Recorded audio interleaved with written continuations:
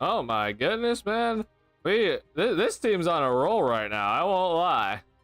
I won't lie at all, man. I am just utterly impressed right now with how Kobe White's playing. Giddey's looking really good. The bench, man, I mean, like, a lot of people won't talk about this, but I think Dalen Terry is like 10 of his last 16 from 3-point range, which is crazy. Something along those lines. Jalen Smith didn't play for a while and also comes back and scores 14 in 15 minutes. It's just like, what is happening? Do I think some of this is March basketball, where there's just a lot of teams not really taking things seriously, and you get, you know, a Denver Nuggets team that doesn't have their MVP tonight, and so you have a better chance? Sure.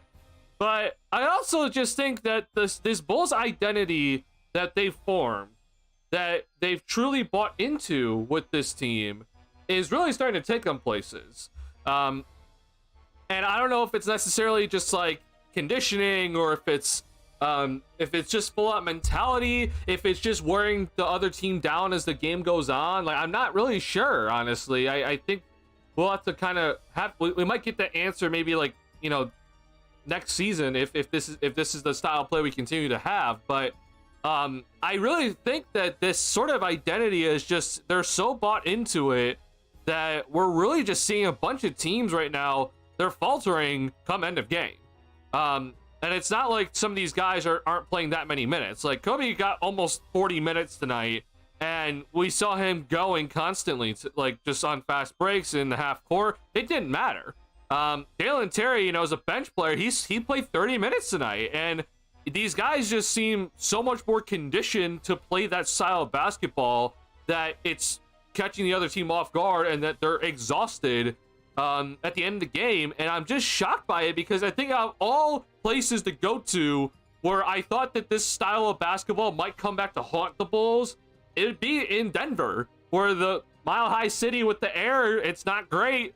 And we hear it all the time, where athletes go to Denver. If you don't play in Denver consistently, like, the air gets to you, and, like, you know, you need early subs, you feel pretty tired after the first quarter. Like, we hear it all the time, and this Bulls team looked like they're the home team in Denver tonight, and just kept going at this Denver Nuggets squad.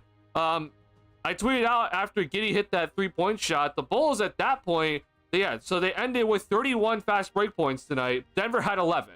The Bulls just continue just to buy into that, and it's just astounding just to see, because Denver's a very good fast break team as well, and they just completely outran them tonight. Jokic obviously is a fantastic passer for a fast break, so there's that part missing. Aaron Gordon's also pretty good in that area, but either way, you're still taking that identity and rolling with it, and you're destroying another team's identity, pretty much. You're just showing that you're better in that sort of category. And I don't know what it is, man, but we're seeing this sort of, like, kind of trend where it's like the Bulls get down early, like there's a double-digit lead for the opposing squad, and then the Bulls come back and they win in the fourth quarter. So it honestly might just be a conditioning thing. I don't know what it is, but either way, props to these guys. They've done a hell of a job of buying into this, and they're looking phenomenal right now. And I'm in utter shock. This is the last thing I expected from this Bull squad in the month of March here, but I'm very, very impressed. So yeah, I'm gonna be, just so you guys understand where I'm at right now, okay? Because I know a lot of people all of a sudden are, after that Lakers game, everyone's like, oh my god, you guys can stop talking about all the teams under 500. And sure, you know, that Lakers game was one hell of a win, right? But also keep in mind that that was the second win since, like, January or something, where the Bulls beat a team over 500, okay? So we gotta keep that in mind. This is obviously the third games since, I don't know what game it was. It's like mid-January, late January, that the Bulls have beat a team over 500. Now, granted, again, no Jokic tonight. I think that's pretty important to just keep in mind, because if you say that's not important, then you're saying an MVP isn't important, right?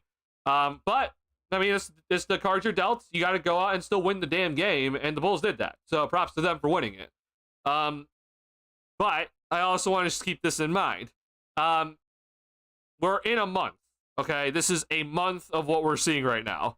And this is not me taking credit away from anybody. I'm just also just trying to keep us grounded, because the last thing I need right now in this chat is that people are saying we're going to go and beat the Cleveland Cavaliers in round 1, all right? because I already know a lot of people are saying it already. Like, I know people are coming in and they've been tweeting it. They're making videos about it. They're making TikToks about it. It's all over right now. That people are like, oh, we're beating the Cleveland round 1. We're beating Cleveland in the first round, and I'm just like, let's not go there. You know, like let's not go there just yet. Like, can we at least see this team more before we go ahead and just put that label on there? Because I don't want people to suddenly just be like, oh wow, what a mirage that we bought into. Okay, as cool as that would be, let's just be honest, it's probably not going to happen.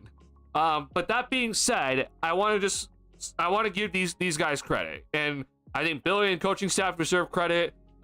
They've completely changed its identity from one season to another. You've gotten rid of DeRozan, you've gotten rid of Levine. I know Vooch is still here, but he's just kind of here for now. But it's a completely different identity. This is modern day basketball at its finest right now, and we're seeing it every single night. And if it ends up being like this, it's kind of hard for me to complain. I think a more outlook in the future, it is still hard for it. Like, it's still looking not exactly amazing for this Bull squad for the future, but at the very least, I know that we're going to be playing this sort of basketball every single night, and I'll take it, right? I think overall, in terms of like building towards a championship level squad, there's still a long way to go. I don't think people really realize that just yet. As good as this team has been recently, and we've won what, 8 of our last 10 now. Like, it's awesome to see that, but there's just such a long way to go before we get to like talking about actually building a championship, because unfortunately I still feel like we're missing the first step here. But at the very least, what I think we can move forward, at least for the future, that I love knowing this for the future, hopefully, right? We'll see if AK messes this up here, is that I at least know moving forward that the Chicago Bulls are going to play this way, right? If you're going to ever put a label on the Chicago Bulls from here on out, you're going to be playing fast, you're going to be running hard, you're going to be playing as if it's 14-second shot clocks, right? You're going to be launching threes with no hesitation, and we're going to give all out effort running up and down the floor all night, okay? We could be down by 15 and it would not matter, right? Because there's the chance that with our level up pace, with our 3-point shooting, that we're in every game.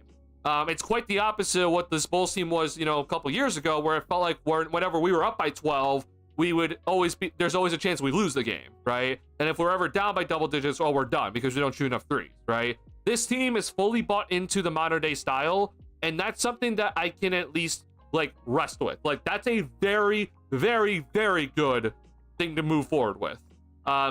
So whether that does help attract free agents or attract, certain trades, right?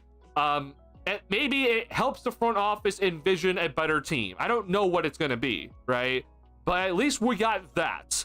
But when it comes to getting the superstar franchise cornerstone, bro, I don't know. Like, I'm banking right now from what we're seeing and what AK keeps saying, that I'm kind of just banking it's going to be through free agency, and we're just going to hope to have a ton of money in 2027 and go and get Giannis Antetokounmpo. Maybe that's the way. Maybe that's actually what happens. But I just don't know. Like, the Bulls have never done that. But we've also never played like this ever before. So maybe we're turning a new leaf in the organization, and it's a good leaf to turn. I'll gladly take it if this is the new way of the Chicago Bulls. So that's my opening kind of just spiel I want to just give you guys, because I'm very impressed, man. I'm very, very impressed with how this team is playing. I think, again, there's levels to the amount of excitement we should have here.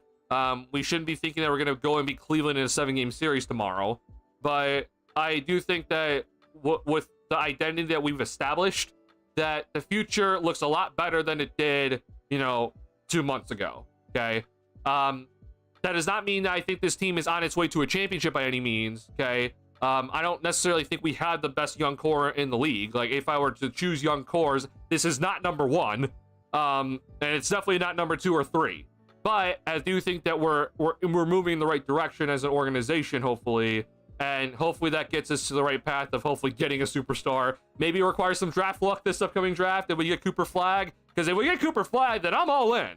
right? But if we don't get him, which there's such a low chance we don't, like, I'm just trying to scramble in ways to get like the actual proper superstar in the squad, so we can be fully bought in. You know, I know a lot of people are already bought into this team, but I'm very much always just thinking of what's next, because that's the way I think. So welcome to the channel. If you don't know how I think, that's how I always think.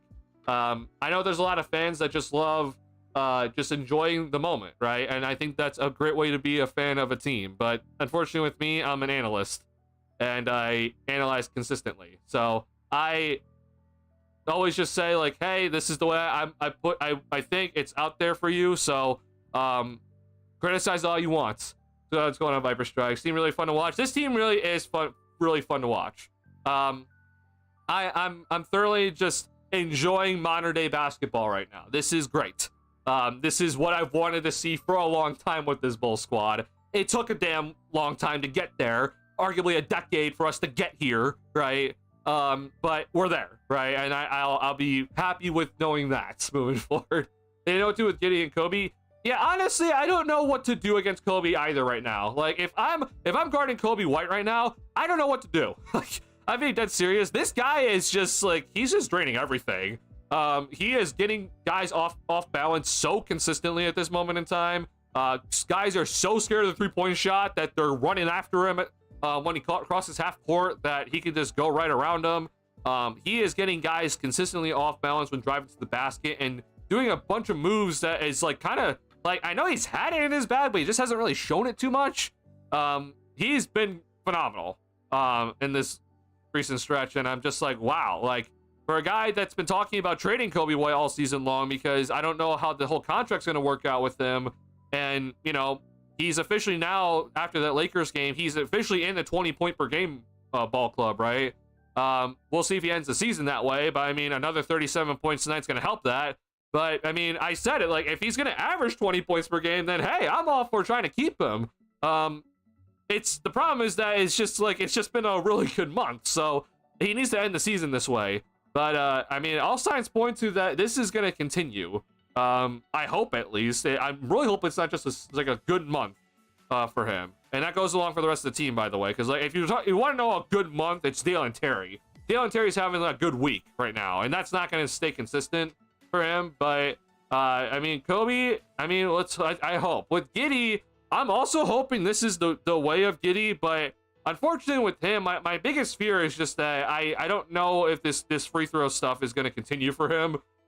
He's getting to the line at a pretty nice rate, but I don't know if that's going to continue for him, honestly. I'm just scared about that. He also just doesn't take a lot of shots, so like the points, you know, will it be there? I hope. The points, though, I just don't know how consistent that's going to stay. The assist, obviously, and the rebounding is going to be here from here on out. Like I know that from Josh Giddey, but the three-point shooting looks pretty solid, so I'm hoping that's here, but he doesn't take a lot, right? But yeah, I've been loving that Giddey's finishing looks way better compared to the beginning of the season. He's attacking guys in the body when he gets to the basket. I think that might be the most consistent thing that I can hope moving forward for him, is that he's going to be a better and more consistent finisher at the basket from here on out, which is great. But in terms of that, hey, you only took 11 shots overall and you got 10 free throws and he put up, what was it, 26 points? Like, he's been doing this sort of kind of games consistently where he like puts up like 15 shots and gets into like the mid-20s in points. Like, I don't know how consistent that's going to be from him moving forward, but I mean, hey, I'll gladly take that. That's an insane efficiency rate. And you get into the free throw line a ton. So I'll gladly take that if that's the new Giddey, but that's crazy. Like, I mean, his overall stats since the All-Star break, I'm like, hey, these are awesome, but is it gonna stay here? Kobe, same thing. Like, I don't know. Like, I hope, but the good news with him is that the three-point shot's not carrying him, right? And that's the part that's just like surprising the hell out of me, is that Kobe's finishing, from what we were also complaining about early in the season, looks a lot better. So I'm hoping this is gonna stay. It'll give the Bulls a lot of building blocks, but I don't know. Like, it's the month of March, guys. That's like my only thing. Honestly, that Denver team meets a lot of good teams today because they overplayed their skill out without Jokic, but the Bulls didn't take their foot off the gas. All for sure. Peyton Watson had his career high. And obviously when you have Jamal Murray, MPJ, like you can beat some teams, right? And yeah, they put up a nice performance overall. I think their defense started to falter, which again, fatigue, right? I think that's something the Bulls just have on certain teams right now, and that's great. I mean, I'll gladly take that. And the Bulls just kept going, like you said. Yeah, Murray always steps up when Jokic's out. Yeah, Murray got off to a really nice start and was like, you know, like it wasn't always scoring, but like he was really navigating the defense well. And it was giving the Bulls some chaos, and you know, Bulls figured it out. So good job. Who are these Bulls? I know, Anthony. These are different Bulls, man. Peter Patton. Yeah, I'm definitely gonna give credit to Peter Patton for what he's done so far. Now, I don't want to go ahead and say Peter Patton has fixed every jump shot, okay? Because a lot of people, like, you know, I think a lot of people all of a sudden are like in the mode that, oh my god, the Bulls can just go out and get a random guy, like, you know, undrafted free agent this upcoming draft and make him a great shooter. Okay, we're not there. All right, like please, we're not there. All right. And once again, it is March. I want to just reiterate that because I don't think people understand that this month of March right now, the offensive rating is through the roof across the NBA. So I want to just keep this in mind, but it is good to see that these guys are hitting threes, right? I would rather you hit these threes than never hit them ever in a season. So I'm glad that, you know, Giddey's hitting them. Dalen Terry's hitting them recently. You know, Julian Phillips a little bit, like not in these games more recently, but like kind of like last week was like hitting some threes. Like that's great. And I would much rather you hit them at some point than never hit them at all.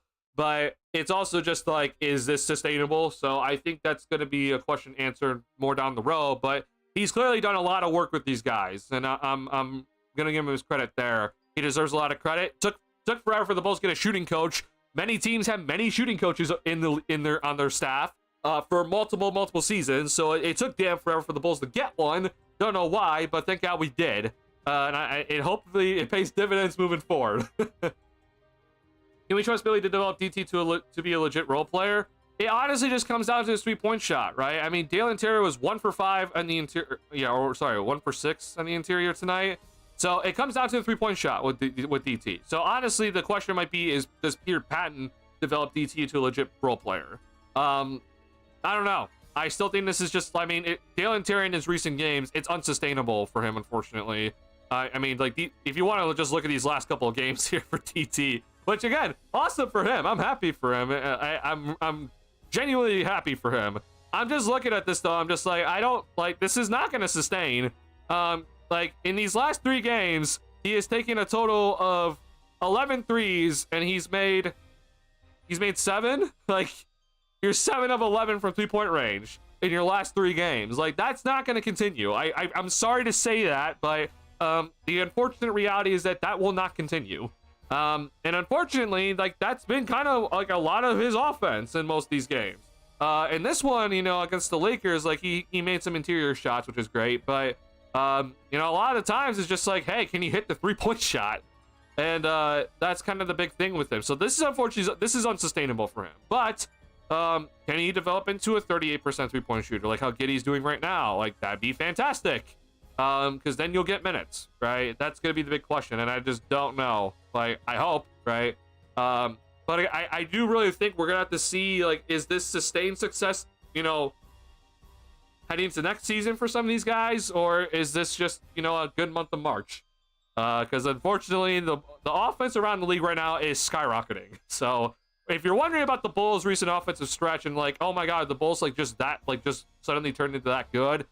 Yeah, they played a lot better. They deserve the credit there. But also the defense around the league is just plummeted. Thanks to some tanking teams, thanks to some teams resting guys, etc. So there's that. But yeah, I do think the identity has helped these guys a lot. I believe this is real. I think both Kobe and Giddey are actually clicking together, driving and getting people in foul trouble. Yeah, it does seem that way, where like they're getting the foul calls. It's just the problem yet again. It's just like this just has never been a thing, right? So you know, if this was like, hey, we had a season of Giddey like consistently getting guys into foul trouble, then yeah, I'd be like, yeah, I think Giddey has like figured out his role here officially. He's like found his game. I just don't know. Like that's my only concern, honestly. So I'm hoping that is sustainable, because if Giddey's gonna shoot like 8 free throws a night, then awesome. Like that'd be fantastic for the Bulls moving forward. But I don't know. I think that defenses will adjust, but again, we don't really have time to see that, so we're just gonna ride out for the rest of the season because like we're not gonna see that for the rest of the season. Defenses won't really adjust, honestly, but I hope next year it's gonna look good. I will say Getty usually looks really slow at the end of games. That's not shocking. I mean, he's the guy running a lot of the fast breaks, but hey, that's why we have Kobe, right? Kobe should be the guy in half-court situations, honestly, and he's done that. Here, I know I believe it. Kobe must stay. Tyler, your argument, honestly, it looks better and better by the day. We're gonna go over a couple things in today's stream about the Kobe White extension, okay? Because there's already a lot of talk on Twitter right now about Kobe White and an extension. Big preview to this just right immediately off the bat. Kobe White cannot get a big extension from the Bulls, unfortunately. So he will no matter what. I promise you, with especially the way he's playing now, Kobe White will be hitting unrestricted free agency in the 2026 offseason, okay? So, if you're wondering what that means, the Bulls have a big decision on their hands with Kobe. I've been, talking with Tyler, who's been a consistent guy in the chat here. Like, I've been saying, like, hey, I would personally look to trade him because his value is only going to go down by the day. So like if you're looking to trade him at the deadline, it's gonna be less value than if you trade him this offseason. And the reason why is because I promise you Kobe White's gonna be going to unrestricted free agency. I promise you it's gonna happen, okay? Because the Bulls can really offer Kobe an extension is a 4-year, $72 million extension. That's the most they can offer him. Like if you go 140% of his last year of his contract, yada yada yada, basically it's small, okay? So Kobe's going to head in unrestricted free agency, which means if you're the Bulls, like you could lose Kobe White for nothing, right? So I was like, if Kobe's going to just be an 18-point per game scorer, then just might as well just go and trade him and get some value in return for him, and we move on. But if he's going to go and put up 35 every night, or not every night, but if he's going to go and average like 24 per night on this sort of efficiency, then I'm all for keeping him at that point. The problem is, though, is that he's going to be an unrestricted free agent, which means that even if the Bulls offer him the most amount of money in the world, he can still just leave for less money, right, and go to a better team, right? So it's just something to keep in mind. That's all I'm just going to say for now. We'll talk about the numbers later down the stream, but keep that in mind because a lot of people are already thinking that, oh, we're going to offer Kobe like this big deal next season when he's extension eligible, or he is extension eligible. While he is extension eligible, the Bulls can't really offer him that much money. So there won't be an extension agreed upon. I promise you that. Yeah, I mean, if Kobe's going to continue doing this, and honestly, next season might be the litmus test for him, then awesome. Yeah, I mean, I'd be looking to keep him in the following offseason. But we'll see, right? That's still always the biggest thing. So obviously, Dalen making threes. His defensive energy and offensive energy is such a big piece off the bench. If he can actually score, yeah. I mean, if Dalen can score, then great, awesome. Like, you're an actual player, but that's the problem, right? He just hasn't done that. He can drive, as jumper's been sus loving it. So Dalen Terry's ball handling, at least in my opinion, on drives has gotten better. His finishing is not. His finishing is still as poor as it's been since he's basically gotten into the league, unfortunately. Or maybe just a slight bit better. But yeah, if his three-point shot's going down, like, I don't need him to drive. Like, I just need to shoot the three when you're open and go and defending on the other end, right? But yeah, I'm hoping, man. I really hope that if DT can become the 38% three-point shooter, then awesome. We got a great 3-and-D player suddenly. But, I mean, hell, like, Lonzo Ball is a great 3-and-D player, for example. Like, that's hard to establish. Like, that's hard to become that. Doesn't happen overnight. So, great for him. Happy for him. You needed to show it a lot more, unfortunately, for me to be convinced. Having Kobe Giddy split is sort of working out, but bit by bit. But why was Vuce even there for most of that game? I don't know, honestly. I would have just played Jalen Smith for the rest of the game with the way he was playing. I agree with that. What try Zach Manus with Gideon Smith with Kobe when that's run? I guess I would also like that too, but politics. Billy Donovan at the end of the day.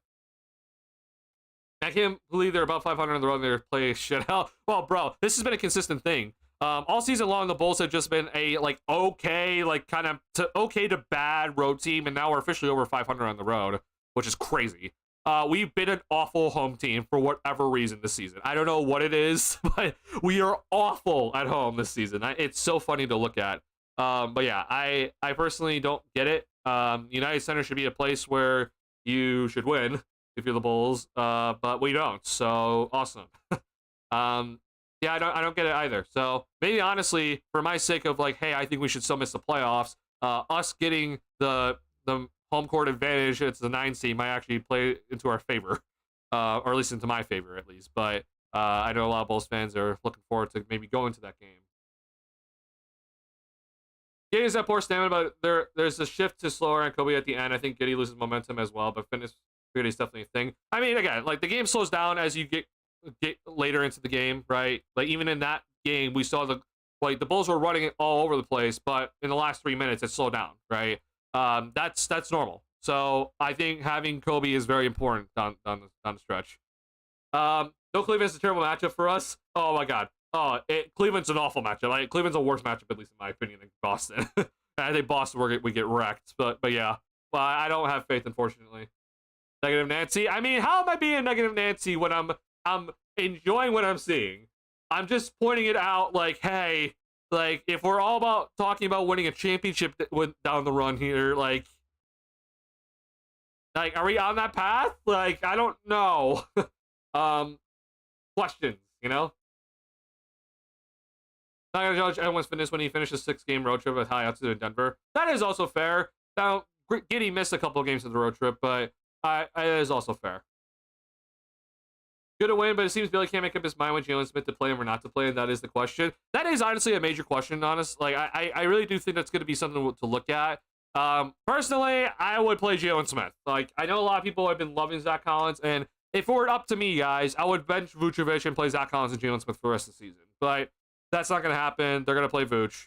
So I would personally like to see Jalen Smith at least out there at some point. I don't really know if that means playing the 4 or 5. I don't know. But, I mean, I would like to see Jalen Smith out there just somehow. It's hard. Because if you're playing a small team, if you play like a really small team, like, you're playing Jalen Smith at the 4, and he's just going to get, people are just going to run right by him. So, it's hard. But I think Billy so far with this whole 3 center stuff, like he's done an all right job of like when to go big, when to run both Smith and another center, and when to mostly play Collins down the stretch of games. So it's a mix so far from Billy. It's interesting. I just don't really love that Vooch is still here, I guess, and that's not Billy's fault. But yeah, it's going to be interesting just to watch what happens moving forward, because I do think that if the Bulls can't move Vooch this offseason, which is something that we have to start thinking about, unfortunately, like, they might have to trade Jalen Smith, which would suck. I would hate that. I think the contract's pretty nice for them, but that mean, like, assuming that you won't be able to trade Collins and you're not going to be able to trade Vooch, like, it doesn't look great. Like, you're going to have to trade one of those guys, unfortunately, just to, make sure that you don't have too many guys to give minutes to. So, I mean, Jalen Smith's definitely, like, a contending team would gladly take him because he's on a very cheap contract. When he's right, he can play very efficient basketball off the bench. A 3-point shooter as a, rim running center. Like, it's nice, undersized guy, but he shoots a 3 and he can run to the basket hard. Like, it's a nice guy to have off your bench. It's just that for the Bulls, like, I would like to keep him, but if you have these 3 centers, like, I'm sure, at some point Smith's gonna be like, well, I can go and play somewhere else. So, yeah, I'll be sad if that does end up happening. And also, we have to keep in mind, like, the Bulls do draft a center, which is very possible that they do. I mean, it's even more things to kind of worry about. So, yeah. Football the bus about this draft being super deep is true for our sake if we make the playoffs. Unfortunately, I think it's a little bit overhyped for what we're seeing from this upcoming draft class. Now, again, I don't know as much as you guys do, but I think it's a little bit overhyped compared to like the 2026 draft class, which I think is like insane, or is what I've been told. So, yeah, let's hope that if we do make the playoffs, which I really don't want to, then I hope we get a good guy at 15. If we miss the playoffs, then I'm hoping that we're at least 10 or worse in the overall standings, and that means that we'll get at least a top 10 pick, hopefully, and hopefully jump up to the top 4. If not, then hopefully we stay at 10, but we'll see. Ali pleases the fouls bait on Murray by pushing pace from Giddey to take him out of the game early and lose rhythm. yeah, I think Giddy is starting to really see, hey, smaller guard, go, right? Bigger guy, we don't need to do that. But smaller guy, get downhill, just put your body into him, and right now it's drawing the fouls. I won't lie, I've been kind of saying this recently. I think Giddy is getting the whistle like more often than not right now, which is fantastic. I hope this continues. I'm just saying that I don't know if it will. We see the whistles kind of change throughout the NBA, so I hope this continues. Like, I'll gladly just be like, yeah, all right, we know that Giddy gets the whistle, so fast break opportunity, just give Giddy the ball, just run into the dude and never get the charge called against you. You get the foul call and we get 2 free throws. Like, that'd be fantastic. But I don't know if that's gonna happen. I really don't know if that will continue. It might just be one of those months again where it's just fouls are at a very, very all-time high.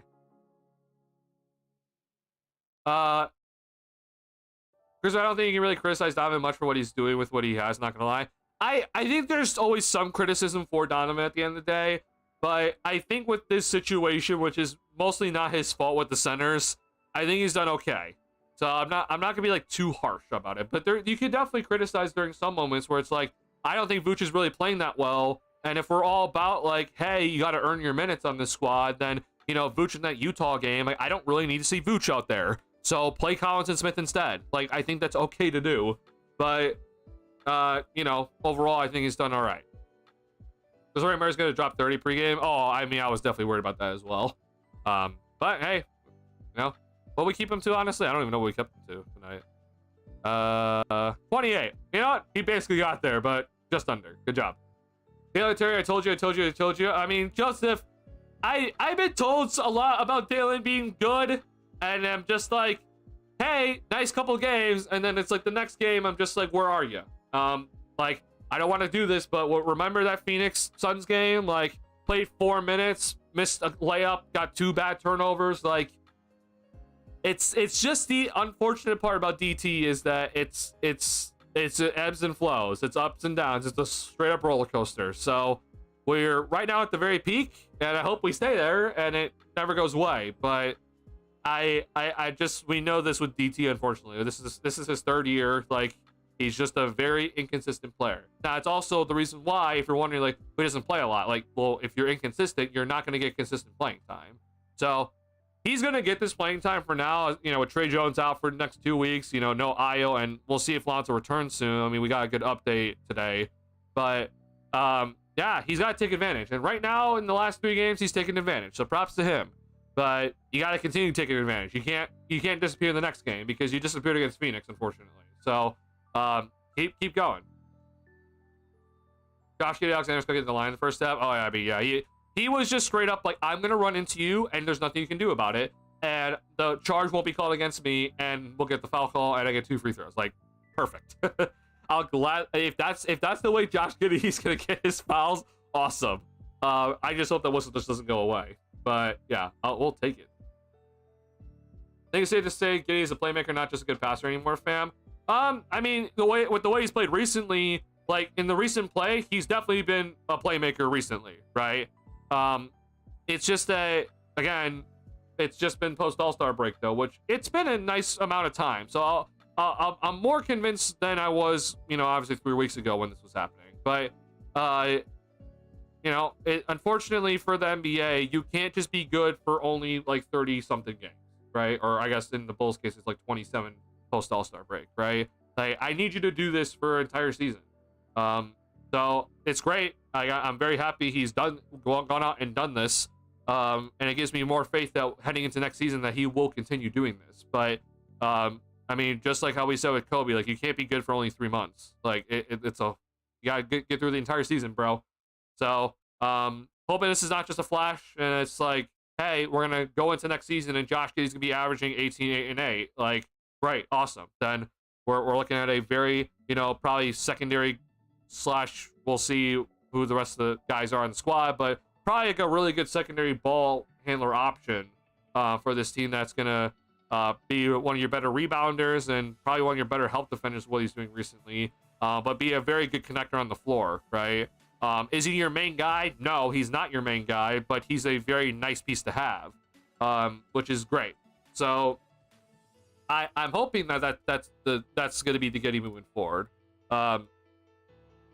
It's just, yet again, it's just like, I can't ignore the pre-All-Star numbers. I know everyone wants to say like, oh, Levine was here and everything.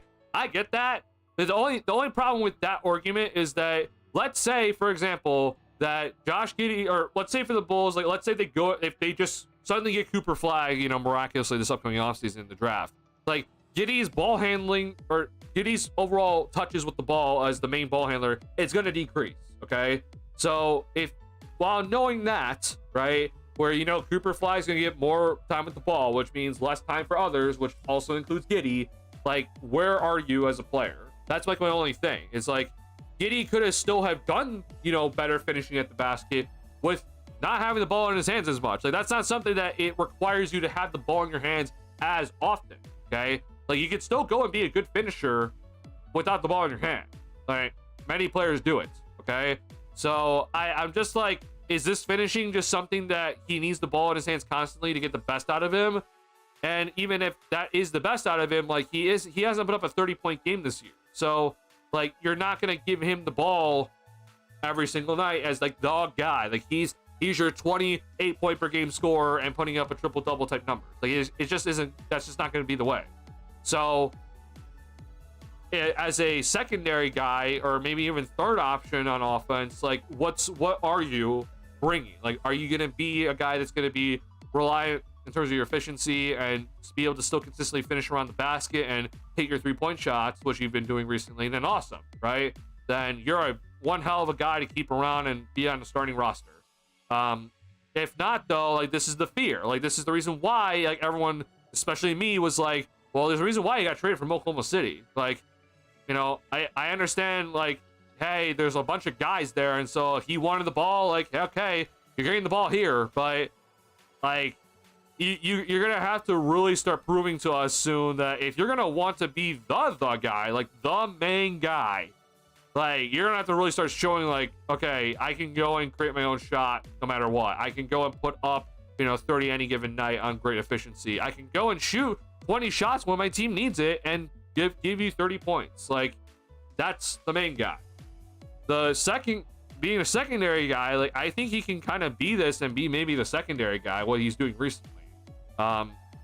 Which I hope. Like, that's honestly where I never thought Giddey would ever be. Is, like, I'm talking about him as maybe being, like, the secondary ball handler for this team. Like, I never thought I'd ever say that because I looked at his career before, watched a lot of film on him. I'm just like, oh boy, like, we got a long ways to go. And if you're wondering, like, hey, Giddey's been doing this all along. No, he hasn't. His finishing is a million times better than it's ever been in his career. Okay, like, his finishing has always been like the bottom 30th percentile in his career. He's finishing above the 70th percentile since the All-Star break. He has completely changed his game. All right, so this is not just oh, Giddey's been doing this for forever. No, this has not been the case. He's completely changed his game. So I'm just like, all right, you changed this right now so far. Can you sustain it? That's the biggest question for me, and I'm hoping, like, this will be fantastic because now the Bulls have less work to do. But I don't know. Like, it's a lot to really think about and understand. Where, I mean, if he's not your main guy, like, will he still put up these sort of numbers without less time with the ball? So let's hope. Getting a star can sometimes come last, like the Raptors did in my mind, but you need to, one, develop an all-star, right? Like, in the Raptors sense, you need to develop an all-star, and then you need to find a team that is willing to trade their superstar, and that superstar needs to be willing to come to your team. Like, there's a lot that has to go, check marks or boxes need to be checked for that to work. It's possible. It's just that you need to be in the proper spot, right? Like, this isn't one of those situations where you're gonna be an 8 seed and go and be like, oh my god, we're trading for Giannis and we're on our way to a championship. Like, the Raptors were a very solid team beforehand. They were, 1 and 2 seeds before trading DeRozan for Kawhi Leonard, and then you go and win the championship, right? But not to mention, they had Kyle Lowry, they had Pascal Siakam, and developed Pascal Siakam, right? Like, it took a whole process for it to happen. The Bulls, like, unfortunately, at least what I'm just looking at, I just, like, maybe next season, if it's, like, relatively similar team, like, I just feel like we're just back into the play-in, unfortunately. I understand we won 8 of the last 10. I just don't know how sustainable that sort of winning is. But I just kind of feel like we're mid again. So, like, the Bulls need to still do more for you to kind of elevate to that spot of like, oh, hey, we're a top 4 team. Now we can go and get, go and make the big swing, right? Now we can go trade for whoever is available. Or try to ideally bring in someone via free agency and not have to give up any assets. But that's, there's a lot of steps to climb. Like, it's not just like something we can just get there in 2 seasons. So I think there's definitely a way. It's just a long process, unfortunately. Do the Bulls have that time? I mean, unfortunately, Kobe White's contract's coming up here, so got a lot of things to answer here. Got 2 All-Stars already? No, we don't.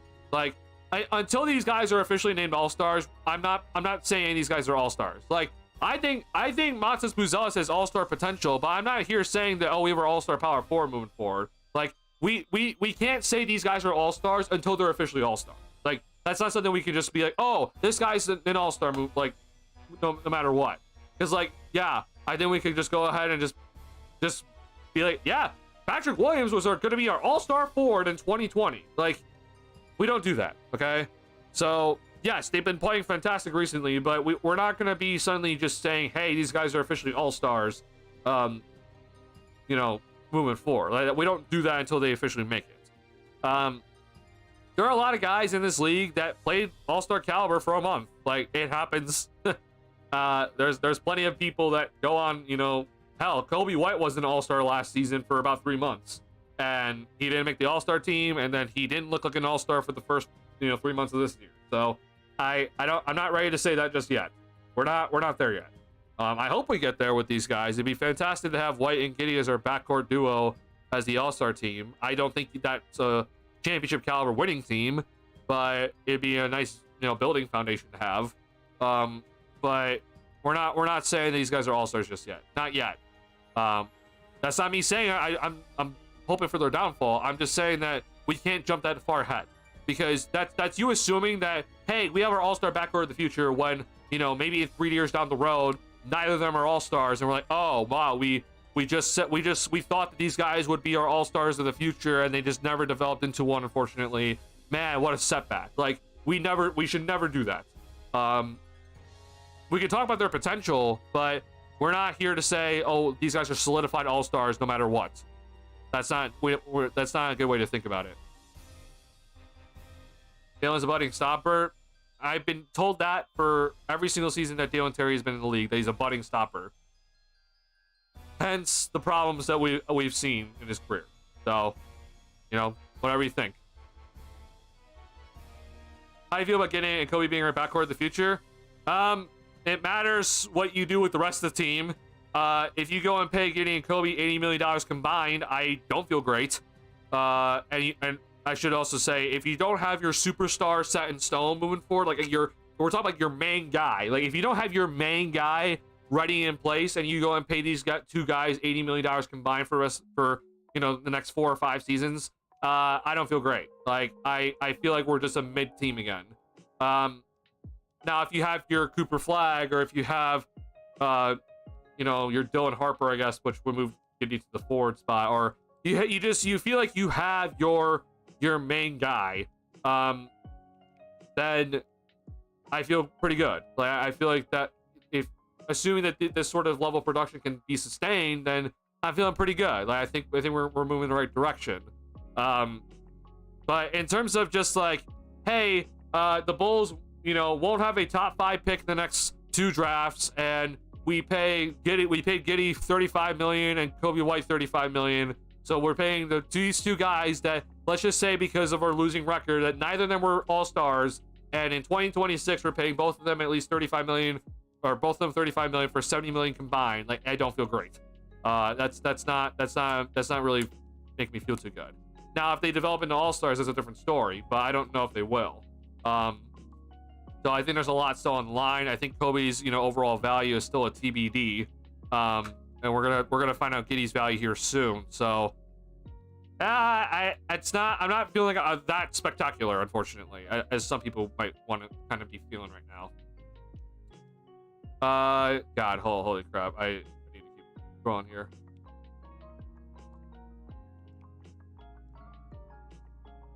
I would bet the Bulls are going to keep it one of the two, Darius. I also think that might be the case. Now, it's very interesting now, right? Because there's been reports that, you know, it's going to be Giddey that they keep, but like Kobe's on this tear, and it's just like, oh, so who are you going to keep now, right? That's kind of where I'm just like, it's going to be interesting to see. Now, there is the world where you keep both for now, right? You pay both at their respective free agency marks, and you trade one later. Like, there is definitely that world. So maybe that's the plan. But, yeah, I'll be interested to see who they decide. Like I said, we don't need superstars. Law 9 and 10 good players. That's the reason why I have no faith in this team moving forward, unfortunately. But I'll gladly take the good basketball. You know, it's just that statement by your president of basketball operations makes me feel awful. Like, God, he's fully bought into that sort of idea, and God, I'm gonna lose my mind. Very optimistic, but I'm also realistic. I think today was the better game than the Lakers. Personally, like I said, the Nuggets team overperformed in my mind. Lakers suck at defense without DFS. Remind me, I thought DFS played in that game. Now, also, I didn't watch that full entire game. I was playing Valorant, so I was kind of halfway watching that game. But did DFS not play in that one? I mean, he did play in this. I personally think that this Lakers game, like, I think obviously Kobe was insane. You know, Giddey had a really nice game, almost quadruple double. Like, if you're wondering what I think of Josh Giddey moving forward, like, this sort of stat line is where I'm more kind of looking at, where he like takes 11 shots, like he'll get, you know, maybe not double-digit assists every single night, but it's like high number of assists, you know, close to 10 rebounds a game, and like, I don't know, he's not gonna 8 steals, but like that's kind of what I'm looking at for Giddey moving forward, and which is that's a very valuable guy to have. Like, if you're wondering, like 15, 8 and 8, or 16, 8 and 8, like that's very valuable. I don't, like, you know, quadruple double with 17 assists is not sustainable, but that's kind of what I'm hoping for Giddey. Now, the biggest thing was that Buzel is 1 for 31, which is just not sustainable, right? That's you know, I can definitely understand your argument by perspective, like, oh, that was maybe not as great of a game to kind of gauge how this team is, but tonight, you know, game slowed down. You had to play hard tempo throughout the entire game. You had to play, you know, solid defense against certain guys. Like, yeah, you can kind of make the argument that tonight was a better litmus test and is maybe better overall. But at the same time, I'm just going to keep saying it's March. So, yeah. Adidas fouled out. Oh, I see what you're saying. It was going to be a wash.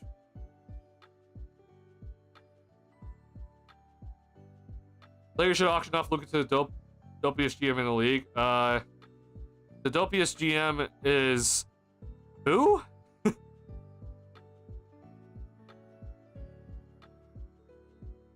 You only 20's got the 20 allow until he drops below 20 again. You have to be more optimistic and positive towards Kobe. Wait, Tyler, okay, maybe this is an old message or something. If Kobe keeps doing this, oh, I mean, hell, I want him around, right? This is it for Kobe, right?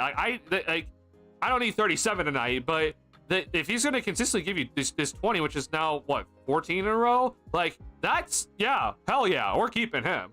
The problem is, yeah, it's just what I'm saying though, Tyler. Like, he did stuff like I guess he didn't do specifically this last season, but you know, it's just the runs that he goes on. I'm just like, I don't know, like, is this going to be sustainable? Like, that's my only fear. So he obviously is going to be giving me the 20 now, which is great. And, you know, if he continues doing that, then awesome. We're looking to keep him. But it's a month. So I that's just kind of where I'm just like, I don't know. Like, I hope, bro. If this is a new Kobe White, then I'm all for keeping him around. I'm like, yeah, we're definitely keeping you. You're probably like our second scorer then. But, you know, there's ebbs and flows within a season, and right now the Spurs have like 129 offensive rating. Like, it's just March, you know?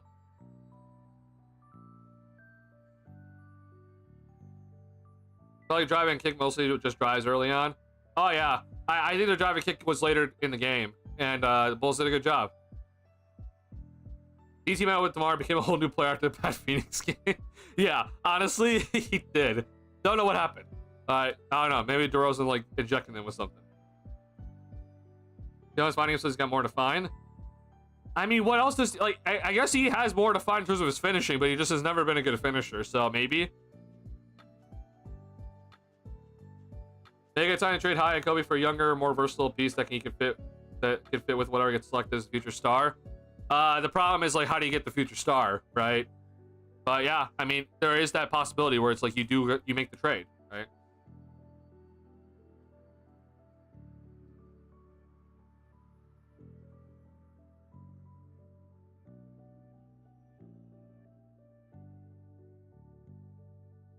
At the end of the season, okay, with Kobe, with the risk he does this again next season, as once there is a star, Kobe doesn't do other stuff to scoring so much off ball.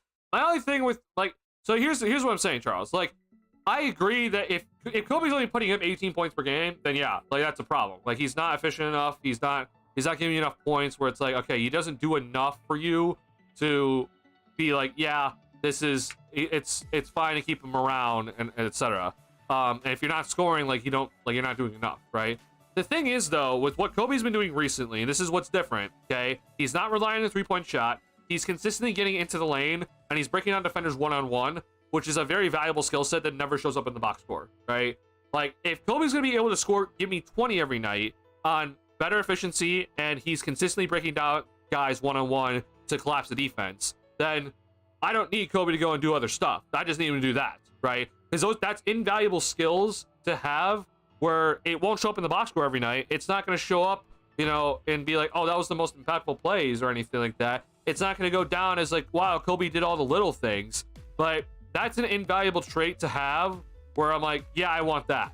Like, he may not be giving me, averaging like 27 or anything like that, but if you could give me 22 or 23 on good efficiency and be able to break down guys off the dribble, one-on-one, pick and roll, like, invaluable trait to have. Even though his passing may not be the greatest or his decision making may not be the best, it's like, that's invaluable. Like, that's something that I just be like, I'm not just gonna throw that away. So that's where I'm just like, oh, if he's gonna do that, then I'm like, hey, I'm keeping it. If he's gonna only put up 18 points per game though on bad efficiency and, you know, be a streaky three-point shooter and rely on it, then yeah, I have a problem. But I think we're looking more towards of like what Jalen Brunson's been doing recently in his career versus what we've been talking about with Kobe as like more of like a Lou Will, right? Like, Lou Will is kind of just like this streaky scorer that could get on fire one night, you know, be kind of like a guy to kind of run the offense through some nights, but other nights, man, it's just like, oh boy, he can't make a damn shot. He's pretty much useless out there. But if Kobe's going to be instead, hey, I'm going to consistently be able to break down the defense and collapse the defense and break down guys one-on-one and be one of the best transition scorers in the league, like, that's not, I don't really care about the rebounds and the assist part of him anymore. I just care about that. I'm like, that stuff right there, that's not in the traditional box score, that I am keeping around. That's not something you just give up. So that's just like, I'm hoping it continues. That's all I'm just gonna say. So Bulls have a decision either way. Like, even if Kobe does continue doing this, they still have a decision to make. Like, do you still trade him? Like, because if you're not gonna go and pay Kobe the big cash he's gonna be looking for in 2026, then you might just end up trading him anyway.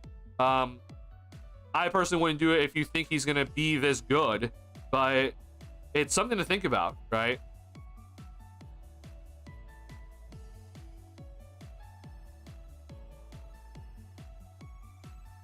Well, I mean, I would even say with LaVine, like, Levine's sort of his value is this, like, his three-point shooting consistency, his ability just to pull up on the dot, and obviously his finishing, right? Kobe's right now though is different. Like, Kobe's is his ball handling. Like, Zach never had the ball handling part, and so this is the part where if Kobe was ever going to be better than Zach, it's this part. It's the ball handling aspect. So I personally think that it's a little bit different in terms of these guys, of like how they're going to be operating. And Kobe's, like, again, if you're able to break down your guy one-on-one, like, that's an invaluable skill set that I'm just not going to give up. Kobe happy with lately, but that's going forward part. Oh, I mean, yeah, for sure. Like, just as I'm saying with Giddey too, I'm like, you have to show this consistently moving forward. Because this was one top issue that's sort of looking more positive. Kobe's always going to be how that fits to a proper star coming in, right? And I am wondering about that as well for Kobe. But again, if he's going to be consistently driving to the basket and giving you the good finishing at the rim and breaking down defenses, then I don't need you to score 27 or 28, what he's averaging this past week. I just need you to score in the high, like mid, low 20s and be just efficient. And obviously, you have to run the offense at some point throughout the game. But that's good enough, at least in my book.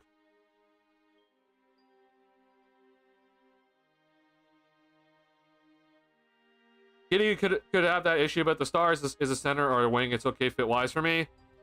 The problem is that when I think the Star is a center, I think of Embiid. I think of Jokic, right?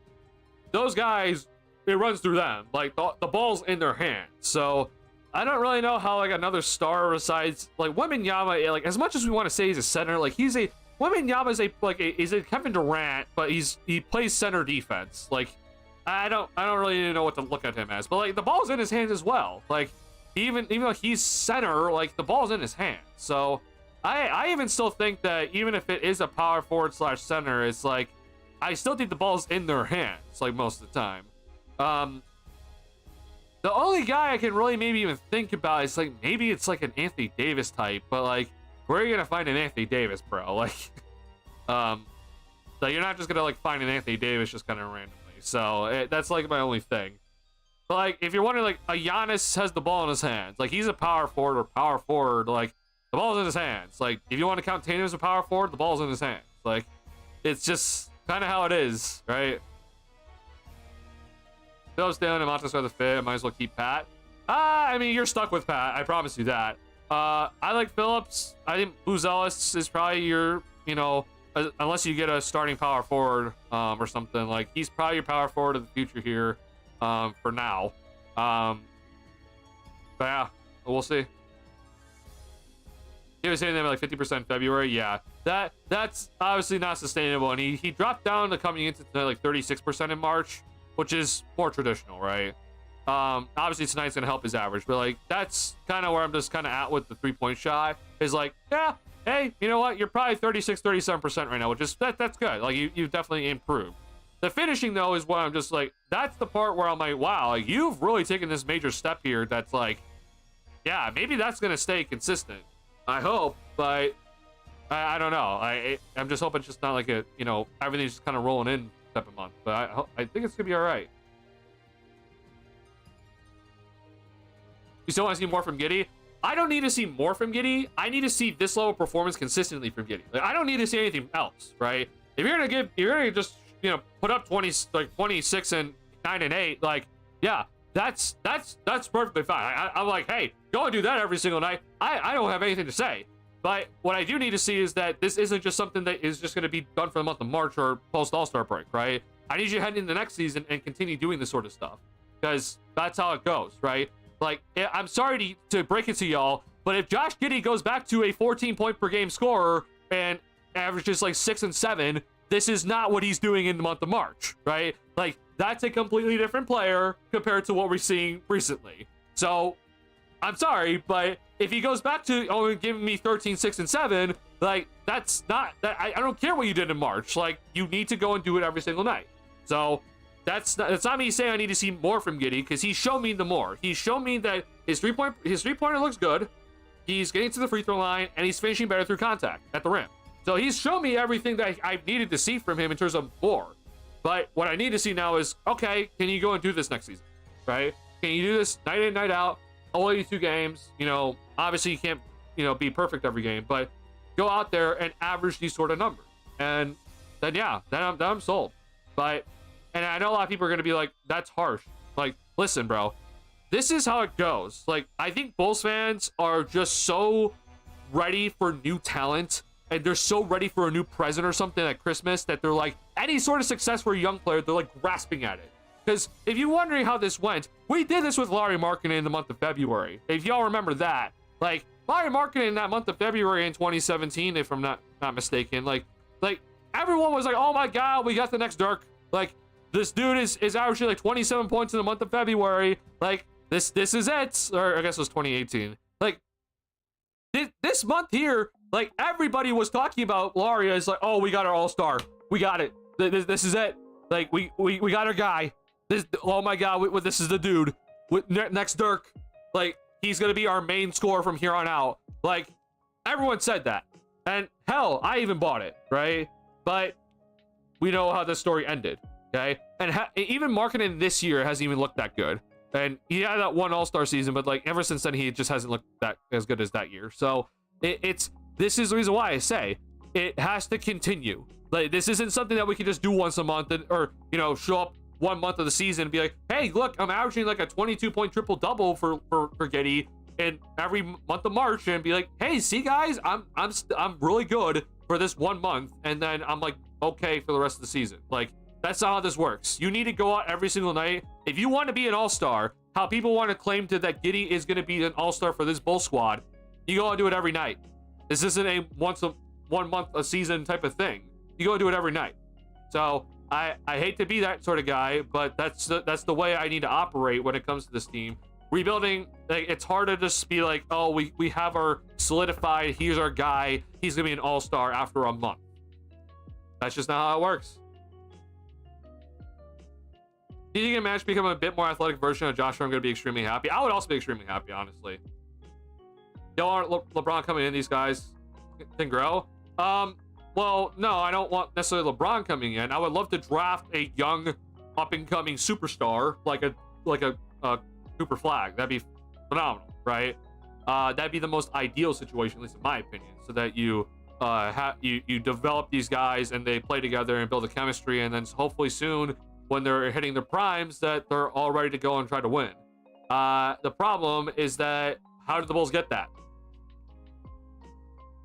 Not happening, right? I mean, unless the Bulls get lottery luck this year or next year, what you're hoping does happen. I would love for it to happen, but it doesn't seem like it's happening this year. So I just don't know where it's gonna come from then, which means then, right, for all the people that, if you're like, okay, well, just let them go, don't worry about the draft. But okay, so let's just have these guys grow until they hit, you know, for Kobe, I guess it'd be like 27, 28, and Giddey would be 25 or 26.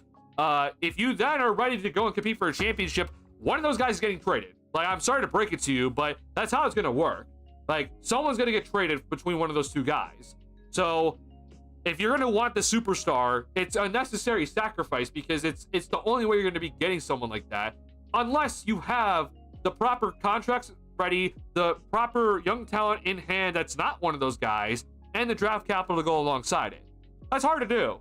So I just, you know, I hope people understand that, like, that I'm looking for a superstar for obvious reasons, but it's also just that if we want to think to ourselves like, oh, this team's going to move forward with these two guys as the helm, and, you know, they may not be the superstars, they may not be the Shai Gilgeous-Alexander, you know, Kobe, and then Giddey's not going to become the Luka that we all want him to, but they'll be like kind of borderline all-stars, and that'd be great for us to grow with. I'm like, okay, sure. So how do you get the superstar then? Like, one of those guys is probably getting traded in the deal, so the whole idea of them growing together, it doesn't seem that appealing to me. Unless we get it via free agency, which the Bulls have just never done. So that's kind of what, at least whenever I hear like, oh, we should just let these guys grow, don't worry about the draft, we don't need Cooper Flag, blah, blah, blah, blah, blah, blah, blah, blah, blah. I'm like, okay, that means that, at least from what I'm hearing from you guys, that, oh, you think the Bulls are going to go and get a superstar in free agency then? Okay. You know, I have very many doubts of that happening. I don't see that ever happening, but sure. You know, if that's the way you want to believe, fine. I just personally don't believe that. I would really doubt that's going to happen. But hope to be proven wrong by at some point by Jerry Reinsdorf, that he's willing to spend money and be willing to be a free agent destination for once. But out of my hands.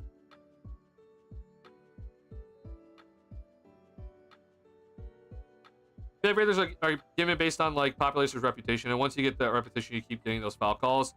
Oh, I mean, for sure. Look, I mean, Shai Gilgeous-Alexander the other day, he got a foul call when he didn't even get touched. Like, he just missed a layup, and they're like, oh, foul. So yeah, it's definitely all reputation based for sure. Maybe Kobe and Giddey just figure out the secret to get those foul calls. I do think Kobe's hair gives him a little bit of an advantage. I mean, Giddey right now is just basically he's locking arms with the other guy and then running into his body and just being like, all right, and then he gets the call. So, hey, if that's what it takes, then good.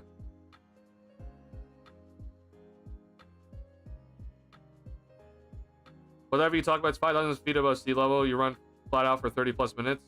What do you mean? I said that did I not say that Denver is like one of the hardest places to play? Like, I'm sorry if that wasn't clear, but I thought I said that Denver is like a very hard place to play, and it's very high above sea level, and that it's very impressive that the Bulls outran the Denver Nuggets tonight because they're above sea level and they don't usually play in Denver. Like, I'm sorry if that was not clear in my whole in all my sentences tonight, but sorry, I guess. That's not on E, but this team will be funner to watch soon as there's a rim protector, good perimeter defensive player that is a more wing height. Maybe Boost can become, but I don't. At the moment, no. Oh, I mean, yeah, a rim protector would be awesome. I do think any sort of perimeter defense would be great. I mean, Lonzo Ball like that type of guy, but you know, I don't know if we necessarily need Lonzo. But yeah, I think adding that would be bring this team, you know, be putting them in a much better spot overall. In terms of their consistency and wins. But you know, maybe draft that guy, right?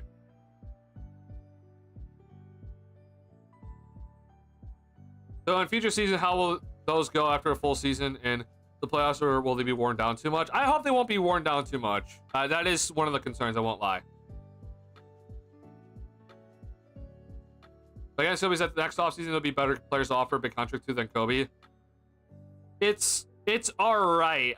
It's not like the best free agency class. Like I'll show you the free agency class. Like, so we're talking about Kobe White's free agency class, which is 2026 here. Like, I don't know. We'll see about this, but like, I don't think Dame's really going to go anywhere. LeBron might be retired. Bradley Beal, we all know, is like he's accepting his player option. There is Durant, so that's one guy for sure. I think Trae Young resigns. We'll see about Luka, but he definitely is coming to the Bulls. Levine will also decline his player option, so we'll see about this one. But yeah, Kyrie Irving, right? Assuming there's no extension. James Harden, and we know Fox is re-signing. So like, there's definitely guys. I mean, I'm not saying that it's like there's not anything, but there's definitely guys. I just think 2027 is better personally. Like, I look at 2027 and I'm like, ooh, like Giannis Antetokounmpo, like that's a guy. Like, I mean, we'll see about Jokic, but like Cat's here.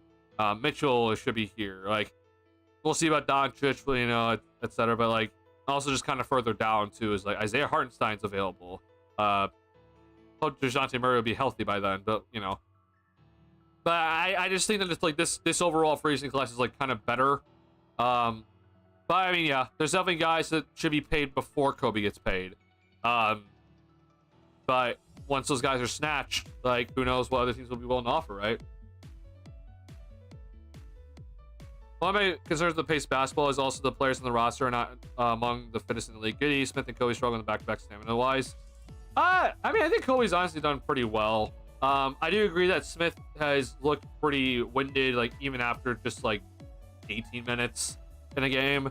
Giddey, I mean, yeah, we've seen struggles in back-to-backs. It's also been kind of the entire team though. So I hope that the conditioning just gets better, honestly. Maybe the team has players, some players do bad with red course. I think that they had a player that worked out that was awful on red course by a huge margin in the past. Oh boy, if that's actually true, God. I mean, I don't know, colorblind or something, but I mean, or maybe just the color red is just so like blinding to you. But God, that would suck, bro. Like, if there's a guy that you want to draft and it's just like, yeah, he can't really play on a red court for whatever reason. Like, dear Lord, that would be devastating. As for you start getting more positive, okay, got it. I mean, look, bro, I'm here to just like, again, I'm not here to say, oh my God, Giddey is going to be an MVP of the future. Kobe White's going to be the secondary star, and we're going to go and beat the Cleveland Cavaliers in the first round, okay? Because here's the thing. I think some Bulls fans want Bulls fans to be that positive, or else they say that, oh, you're so negative. Like, that, there's some Bulls fans that are like that, where it's just like, you better think like this team is on its way to a championship no matter what. And if you don't, then, oh, you're a negative Nancy. I'm like, bro, if that's the way you're thinking of a team, then like you must be like the most disappointed person in the world when your team is like an 8 seed and you get eliminated the first round. Like, God almighty, I do not want to be that disappointed in myself when I see my team struggling against the top team in the East. Like, I don't want to do that, okay? And I don't want to tell Bulls fans to get that sort of false hope, all right? But I also, again, I want to acknowledge that these guys have been phenomenal recently. They've been playing the basketball I've wanted to see for many, many years with this Bulls team. They're playing at an extremely efficient rate. They clearly are, right now, a lot of these guys, the rim looks like an enormous ocean for them. They're just knocking down everything, and they bought into the identity, and they're doing it well. Like that's just awesome just to watch. At the same time, I am not going to be a person that ignores the early struggles of certain players early in the season, and I'm not going to be a person that is just going to straight up ignore someone's whole entire career just because of a good month. Like, that's just not how it's going to go. I'm going to take this information and be like, okay, wow, so you're showing me that you can be this sort of player, at least for a month or a month and a half now for someone like Giddey, okay? That's great. Now go and do it for a whole season. I don't think that's me being negative Nancy. That's just me saying, if for all the people that you want to prove that you're an all-star, and for all the supporters that keep saying that, hey, this guy's an all-star, okay? Or for you, Tyler, for example, you're saying that we need to keep Kobe White around because he's one of the best scorers in the league, right? Go and prove it. Like, you want to prove your supporters correct and prove someone like me wrong? Go and do it. Like, you have to go and do it for an entire season because it's not, again, a month is just not something I can buy. Because here's the thing that's going to be very funny, okay? Let's say, for example, and I hope this doesn't happen, by the way, but let's just say, for example, next season, start of next season, Giddey's back to shooting under 35% from three-point range. He's shooting like 32% from three. He's averaging about 13 points per game. He's averaging about 7 rebounds and 6 assists, okay? Kobe White, he's back to his three-point struggles. It's like a good game and off game. He can't make a three some games. He's having games he shoots 3 of 20. He's averaging 18.5 points per game on 42% shooting overall and 35% from a three-point line, okay? So let's say that happened, right? So all of a sudden, you know, my whole talk about like, hey, you can't just do one good month of March and then, you know, next season not show up and for me to be like, oh yeah, you're going to be an all-star for this team moving forward. Like, that's just not how it works, right? But then the funny thing that's going to happen then is that when March comes around again for next season, they're going to go off again, and we're going to be having this exact same conversation again, and it's just be like, well, what did we just witness this year? Like, I have full-on evidence why I'm like saying, hey, this can't just be a 1 month thing, and we're like, oh my god, we're on our way to the championship or the rings with this duo, and then the start of the season was absolutely dreadful. Like, I have full proof of like, hey, this is the reason why I say we can't just do this for only 1 month, and then there are still gonna be Bulls fans that will be like, no, like this month of March is different. This month of March is different, guys. Like, this time it's different. Like, this time it's for real. It's gonna continue to happen. I'm just like, okay, go and prove it, right? This is how it has to work, unfortunately, because once again, like this month of February for Markkanen, everybody in Bulls Nation was like, oh my god, this is the guy. Like, he's him. This is it. And we see what happens, right? So I'm just pointing it out. We can't just be like, oh, we got our guys for the future. It's gonna take some time. So I hope it happens. I want to see this happen. I want to see these guys go out and become all-stars, okay? I'm not here hoping for their downfall. I want these guys to become all-stars. I'm just saying here, like, listen, it's nice to see this, but at the same time, we've also had a season with Kobe where he went on like a 3-month hot stretch and then he was missing it for some months. So I can't just be here sitting like, oh my god, we're fully excited for these guys and these are the new Josh Giddey and Kobe Whites of the future. Like, I hope, but it's hard. It's hard to convince me, man. I agree. It's overhyped draft class is partly due to how bad the last one was, I think. Oh, I mean, for sure. Yeah. Yeah, when Zachary Richarche is barely getting any sort of like media coverage, like, you know it's bad. It's early second or late first, which isn't amazing, but that's something for depth. Yeah. To be honest, giving the ability to draw fouls is a skill he sees when people are backtracking, not stopping. He's doing a good job at that. Yeah, that's awesome. Like, continue doing that and just lunge into them. Get the foul. Going on MC season. Good to see you. Giddy Playmaker did last season with OKC is a good sign. He had a very distinctive style for it that he started doing with the Bulls a lot, especially the driving kick element. Right, but again, Giddy didn't do this for the entire season now. Like, he just didn't. Like, unfortunately, as much as we want to say, like, hey, we saw flashes of it, he just didn't do it for the entire season, right? We see flashes, but it's not consistent. So, again, we can't just see flashes. We can't just see weeks. We can't just see one good month. We need to see it for an entire season, right? Top floaters to draw or cut off balls. Sometimes they pass off of that. Yeah, getting off the floaters is great. Like, that might have been his saving grace this year.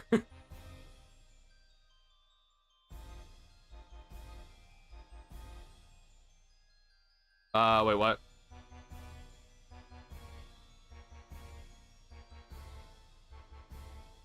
What more would 5 have to do to be considered an all-star, assuming he can regularly do this and his consistency doesn't fall off? Who are we talking about? Are we talking about Giddy? Because Giddy's number 3. Kobe's number 0. So Javon Carter, I think, is number 5. I mean, that's a typo.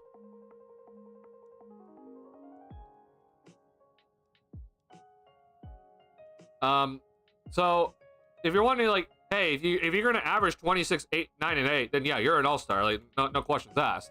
For Giddy since the all-star break, so we're gonna go ahead and look at his shooting splits here. Like, to me, unfortunately for him, and you know, it has to be on the winning team, but like this is a split since the all-star break. Like, these are all-star caliber numbers if you're on like a really good winning team, right? I think if you're a center, obviously you're getting in, but like if you're a guard, it's kind of awkward because, you know, some people as a guard, you just don't value the rebounds and the assists, right? Obviously if you're going to be averaging like, you know, 25, 10, and 9, like, you're an all-star. But 22 is kind of like that cusp area where it's like, well, you know, Donovan Mitchell's averaging 24 points per game on the first team in the Eastern Conference. Like, can't really say no to him. Jalen Brunson's averaging 27 on the third team in the Eastern Conference and has less assists and rebounds than Josh Giddey, but he's averaging 27. Like, can't say really no to him, right? Like, it kind of goes down that sort of list of just like, well, scoring at the end of the day rules. And Giddey, like, yes, like, these numbers look fantastic and everything, but unless you're on like a really winning team, then like it's hard for him to get in. But I do think that if he's on a winning team, then this would be enough. However, again, like, if he goes down to 18, 8, and 8, which is where I kind of like, that's kind of where I see him maxing, unfortunately, but we'll see. That's not an all-star. Like, that's just not enough, unfortunately. So I want to remind everybody that getting up to 20 points per game is very difficult. Kobe White is on this ridiculously good run, and he just got into the 20 point per game mark after that Lakers game. Okay, like, this isn't something that you can just go and do, right? This takes a lot of effort to consistently average 20 throughout a season. So I think a lot of people just think this is easy to do nowadays. It's not. Giddey, even after this great stretch of his where he's averaging like 22 plus since the All-Star break, he's up to 14. Like, he's 6 points away. Like, that's a long way to go. He's not even halfway there from 10 points. So I just want to just caution everybody that I'm like, listen, 22 points per game, like, if he suddenly averages 22 next season, we're talking about a ridiculously unheard of jump. Okay, that's an insane jump. That's an 8 point per game jump from one season to the next. That's crazy. Do I think that's gonna happen? No, I don't.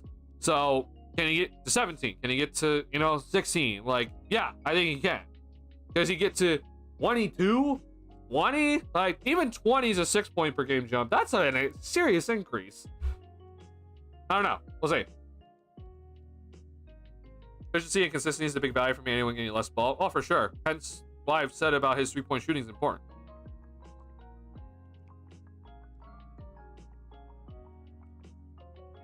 That's gonna be hard, but the Bulls need to get the 8 seed for the plan so we can have 2 chances to make it in. If we stay at 9 seed, we basically the same result as last year. What if I told you, Migs, that I want to stay at 9 seed?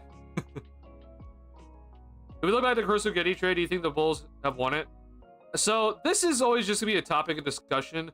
I'm just gonna go ahead and just pull this up right now because a lot of people are already talking about, like, oh my god, Giddey's impact is just way more than Caruso. Okay, Is Giddey's impact more than Caruso since the All-Star break? Yes. Is Giddey's impact more than Caruso for the entire season?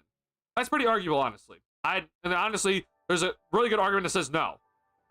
If you're wondering about Alex Caruso, because all of a sudden Bulls fans have just, and Bulls fans do this, I'm not shocked by this, but like, Bulls fans just suddenly forget how good Alex Caruso is defensively, that all of a sudden it just, there's Bulls fans out there talking about as if Alex Caruso is just some random role player that we just traded, okay?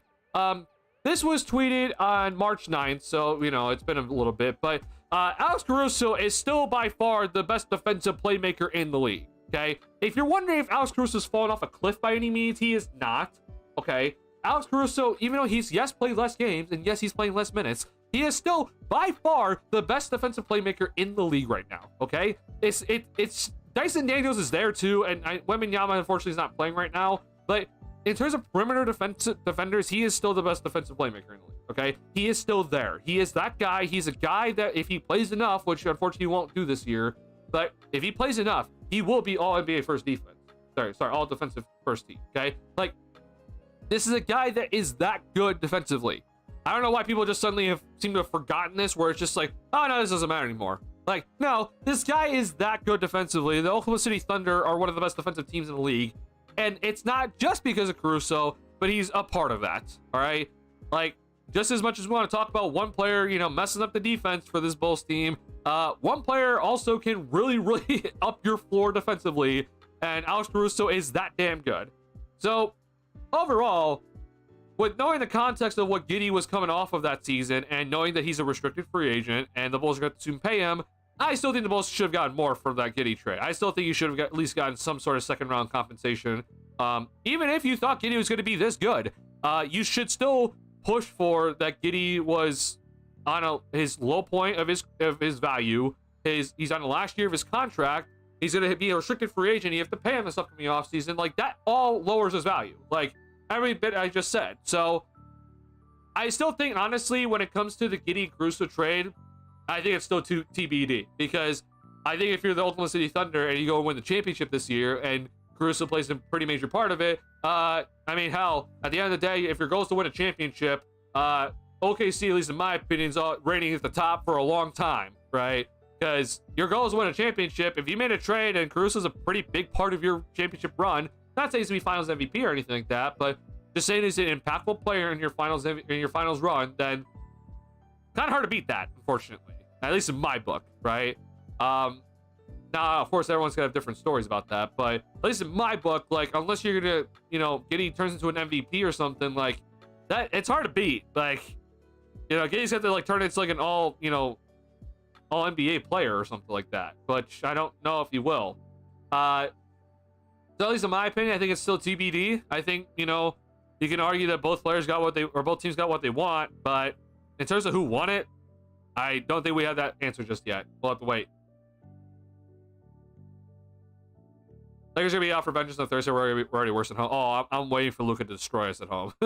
That's gonna be interesting to watch. I'm gonna hope that like Luka just doesn't come out and just like scorch us. But when Luka gets upset at a guy and he, Giddey pissed him off, like that just doesn't really sit well for you the next time. So be careful. This play and team would kill last year's team. I think that there's definitely an argument for that. Yeah, I think you can argue that with the way that they play compared to this, last year's team with the lack of threes, lack of defense, right? This team plays, maybe it's not better defense overall, but they play harder defense, and they shoot the three ball and they run in transition. Like, I think there's definitely an argument that this team beats last year's playing team for sure. I feel like the Bulls are back to the level they were after DeMar, Alonso, and Caruso trade. Fringe playoff team. Oh, I don't even know if we're there yet. I would say that we are just a play-in team that is looking on the outside in terms of the playoffs. And yeah, I think one year we could make it into the playoffs, be the play-in. The next year we don't. So I guess that is your definition of a fringe playoff team. Then sure. My definition of a playoff team though is like with the new rules, it's like you have to be like the 6th seed. But that's just my definition of it. But I think we're on the same page though. Sorry. Oh my god, y'all. I appreciate y'all coming into the chat, y'all. This has been a really fun stream. Hope you guys are enjoying it as well. If you have not already hit the like button on the stream, it helps me out a lot. Thank you guys so much. This has been a hell of a season on my channel, so thank you guys a lot. Thank you for all chatting. This is great. Is Dylan trade come back? Who do you think Billy would not play less minutes for Herter? I think no Dalen Terry, no Julian Phillips, less minutes for Matas Buzelis, and less minutes for Herter. Yeah, I think so. When the Bulls lose in the play-in to a buzzer beater and then Silver gives them flag, are you fine with just letting them play it out next season, or would you want to go for another top pick? No, if we get flagged, then just play it out. I'm all for just playing it out. If we get flagged, then hell, go. Like, take off. I'm here to win every game. I still think that you should probably still trade Lonzo, right? Like, I still think you should probably still try to stock up on assets, but in terms of like, are we gonna try to go and get another like top overall pick? No. Like, if you get flagged, you go. Like, I still think you still need to, like, you know, weigh your trade assets. So, like, are you gonna trade Kobe, right? But in terms of like, do we need to go and try to get another superstar or like try to get another top pick? No, I'm not worried about that anymore. Yeah, if you get flagged, then I'm like, hey, we're set then. We're looking pretty good then. Like, that even need a superstar? Yes, we need a superstar. With players being more skilled today overall, do you think it's easy to build a team like the 03 Pistons, no superstars, just deep and really good today? Okay, reminder that the 03 Pistons had like Hall of Famers on that squad. So like, as much as we want to just say that like, yeah, the 03 Pistons just didn't have like a superstar, like they had Hall of Famers, okay? Like, let's be honest with ourselves. Is Josh Giddey and Kobe White right now on trajectory to be a Hall of Fame? Like, are they? I would say no. I'm just being real. Could change. That could definitely change. But like, for now, at least, I'm just like, are these guys really Hall of Fame level players? Like, I'm sorry, no. So, with that being said, I want to just make that clear that the 03 Pistons team, while yes, everyone likes to point at it, there are multiple Hall of Famers on that squad, okay? This isn't just something that we're just like, oh, yeah, like the Pistons won with like basically just a bunch of like good starters or anything. Like, no, they had really, really good players on that squad still. And I honestly think because of how skilled the players are today, more specifically the superstars are today, you cannot just build a team of just decent players and expect to win. The superstars in today's game are so damn skilled that you need a superstar to also match that, to give yourselves a chance. You can't win with just a bunch of like really good role players and expect you to outskill this team with a superstar on it. It's just not possible. So, at least in my opinion. We had that long, cold shooting stretch and made some good adjustments to score without the threes. Now the threes are falling in, but the inside scoring is still there too. Yeah, that's the reason why I have more faith with Kobe this time around, but I'm still not convinced. Like, I have more faith that this scoring stretch for Kobe is more sustainable. I'm just not fully convinced though yet, because again, like I'm just worried that he's just gonna like lose his finishing touch or something like just randomly, and then he's gonna try to rely on the 3-point shot, and that's hot and cold. So, yeah, I hope that's not the case. I hope next season he just comes out lights ablazing and be like, oh yeah, we're going. But yeah, it unfortunately, because we've had history with Kobe of inconsistency, I'm just gonna be like, well, you're inconsistent until you show me that you're consistent for a full season, because you know, a good month of March unfortunately is just showing you're inconsistent. Like, that's the unfortunate part about this for Kobe, and his argument is just that, well, you know, it's fantastic that you're playing this well, but this good month of March also just shows you that, hey, you're also inconsistent, because if you were consistent, then you'd be playing at like this sort of level of basketball every single game. So I hope that's not the case where he's just be a good month of March, but yeah, it'd be great. We're gonna play that Lakers at the end of their back-to-back games. We all know that we play shit at home. Hope they get that win. Yeah, if Luka plays in that one though, he's gonna be out for revenge, and because Giddey pissed him off, and I'm just like, oh boy. Yeah. So, you know, at the end of the day, like, you know, don't get embarrassed at home, but I would be okay if you lose it. If Kobe really is taking another step, it's a win-win. Either you trade him for more than you would have gotten at the deadline, or you keep him as a future piece. See, as much as I want to believe that you would get more from it right now than you would at the deadline, I don't know, just because the contract is only 1 year. And because that team can't offer him an extension, like, I don't know what his value is, honestly. So, yeah, maybe that is the case, but there's also the argument that's just like, well, this end of year was just a mirage, and teams really don't value it too highly, and you're kind of back at the same point. So, I don't know. It'll be interesting to see. Maybe, but who knows? Ideally, yeah, if you're gonna look to trade him, then hopefully this raises his trade value to the point where it's more than what you would have gotten. But that's hard. I don't know what we would have gotten, so it's hard to measure that. Yeah, especially with this being similar to last year. However, 14, I think, games in a row of 20 and isn't getting 20, 21, 22 is getting 30 plus and even 40. Yeah, I agree with you, Tyler. Like, I think this looks more sustainable for Kobe. Like, if he's doing this, again, like I said, if he's going to go into next season and just do this, where he's going to average like 25, like, yeah, I'm all for keeping him. But, you know, gotta go and do it, right? And like he said, he's not doing it by being hot from like 3 last year's, creating his own shots. Yeah, that's the most important thing. He, like, coming into tonight's game, he shot 34% from 3 for this week, right? He averaged 28 points per game while shooting 34% from 3-point range this week, okay? That's awesome, right? That means that you're not relying on the 3-point shot. You're getting to the free throw line. You're getting your buckets interior. You're hitting shots off the dribble. Like, that's awesome. So continue doing that, and we're looking good, right? Looking forward to the game against OKC. I want to see how they'll fare against a team contending for a championship. Yeah, I'm also interested to see that game, but I also just wouldn't be shocked if OKC's really not taking that game 100% because OKC's basically wrapped up the 1 seed, so it's like they really don't have much to play for right now, especially with that game. So I'll be interested to see who's available because I wouldn't be shocked if Shea rests, and then obviously if Shea rests, it's kind of hard to get a litmus test of it. But yeah, still either way, I'd be interested just to watch that one. Thought DeAndre Jordan was washed, but he proved me wrong tonight. He could still play, look like LA Clippers stuff tonight.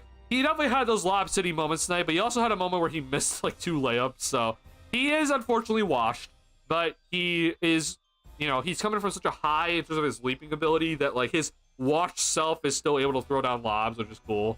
So yeah, it's cool to see that with Jordan because he's been in and out of the lineup and such, and kind of a journeyman, right? But seems he has found like a nice place in Denver, you know, as he gets older.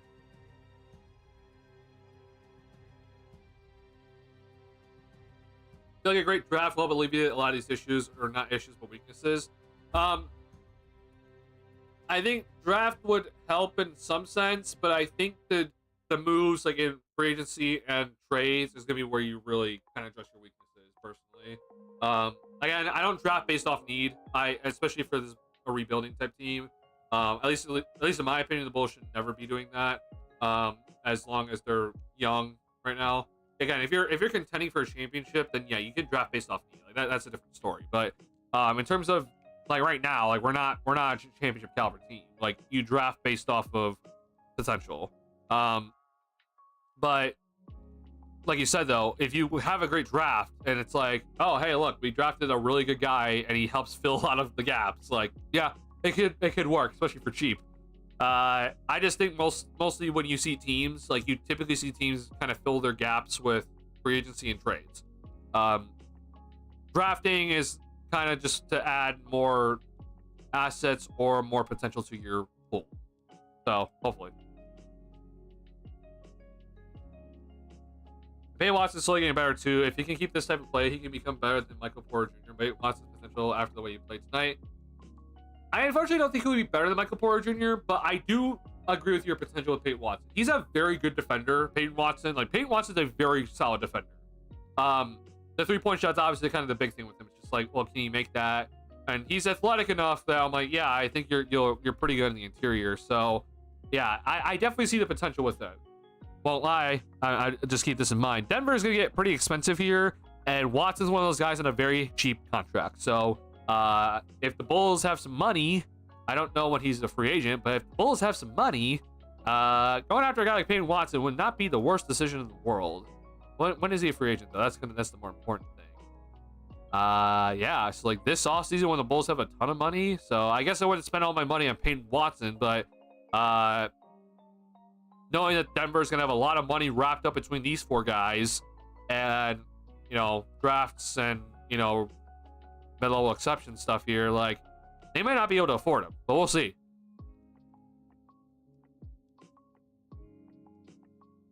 Can you match an offer sheet with a differently structured contract as long as the total is the same? Like the Nets offered a flat contract, can you match it with a front load deal the same amount?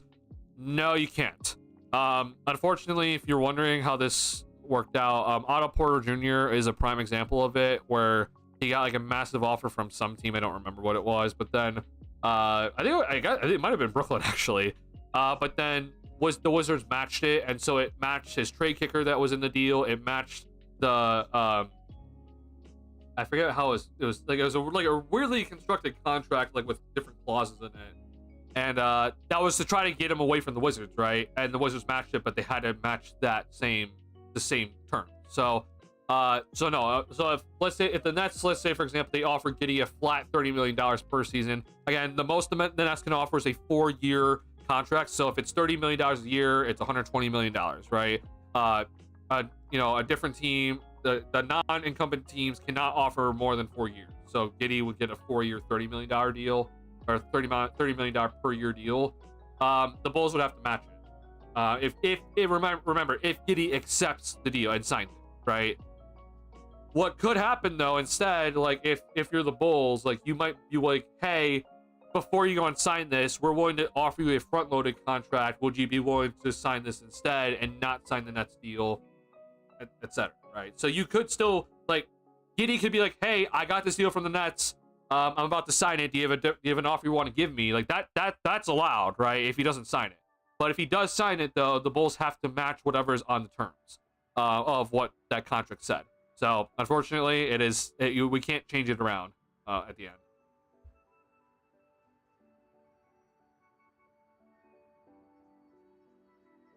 You're all good, Tyler. Might have just been Watson is having a game like Dalen, but I don't really watch any Denver games. Oh, I mean, Watson, he's improved this year. Like Peyton Watson has definitely improved this year. There's definitely been his ups and downs, but like he's definitely improved overall. Again, his defense is like a really solid overall defense. His 3-point shot, I think, has gotten better this year. I'm pretty sure it has, but let me just quickly. Yeah, I mean, like this is actually a pretty massive jump, honestly. He's played more minutes per game overall. Like he's been a pretty reliable source for Denver off the bench this year, and even starting some games. So I think Peyton Watson has really taken a nice leap. Yeah, he's a very solid player right now. Ideally, this is what Dalen Terry can become, right? Like I hope Dalen Terry can become this sort of player where he can average like 9 points, and ideally this is closer to like a steal per game and 36% from 3-point range. Good defense, right? Like that's great, but will he get there? Which I don't see a starter for agency. Yeah, I don't do it either, unfortunately. I'm personally very okay with either Giddey and Kobe getting traded in the future. I'm just glad this is an actual direction. I can understand that for sure. Like would I rather be here than what we were 3 years ago? Yeah, definitely. I would rather be here now because I feel like we have salary cap flexibility moving forward. We have some nice young players to look at and see who we want to keep and who we maybe want to trade. And then obviously you're gonna hope you hit some draft picks, right? I would hope that we would do the proper trades and trade someone like Lonzo, as much as people don't want to admit it, but I think we need to trade him. But I don't know, AK makes life hard. So I would definitely rather be in this spot now compared to obviously like 3 years ago. But yeah, I think this is it's still unfortunate for us Bulls fans. I don't really see if let's say for example if we had Cade Cunningham, right, like how the Pistons do right now, I'm feeling fantastic right now. I'm feeling like, oh my god, we got our guy, he's our superstar. We have cap space moving forward. We have some young talented guys. Like this is great. We just don't have Cade Cunningham right now. I know Giddey's played like Cade Cunningham more recently, but even in his more recently good play, like Cade Cunningham's still better. So that's kind of just where I'm like scared.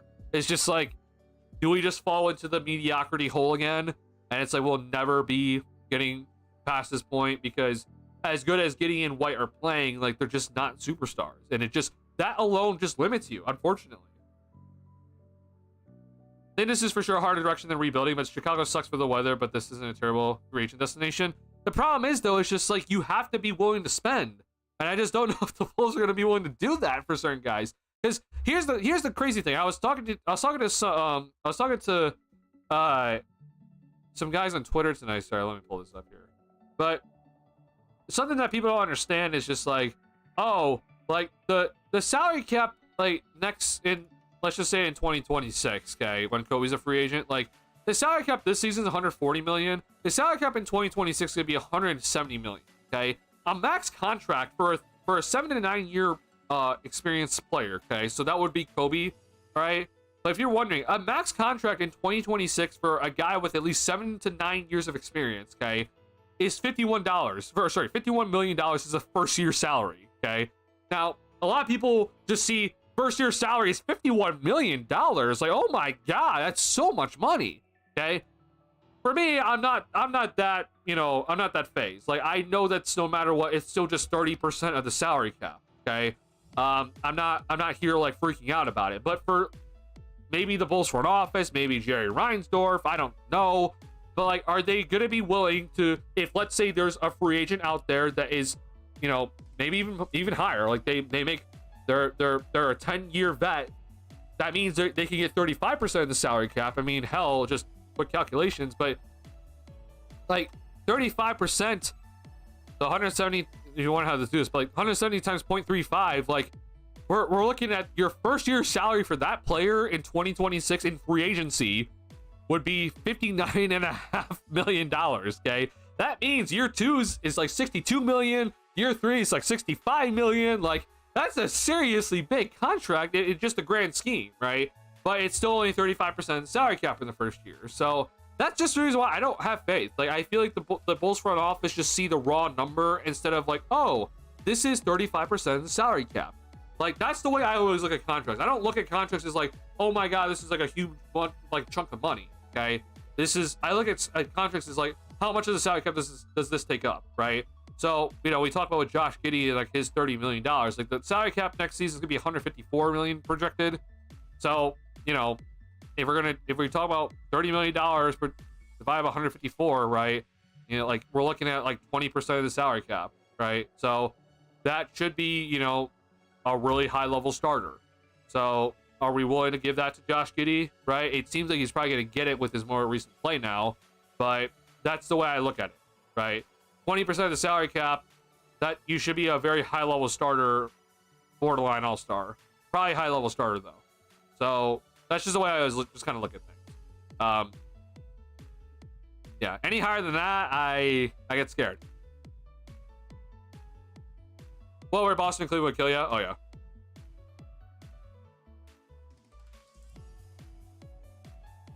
This happens again next year. I'll be Team Duncan. I mean, bro, I'm the unfortunate part is that March basketball every year is weird. Like, the stats in March are insane, honestly. Like, I've been looking at like these stats in March, bro. It's like, Jesus, these stats are just.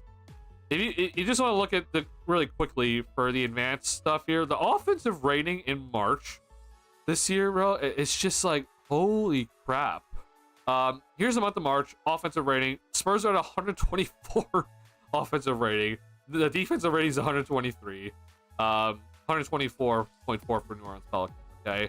Now, just really quickly, let's just go to the month of April, okay? So similar up here, right? The defensive rating, though, overall is a little bit better, right? Compare this to the early months of the season, okay?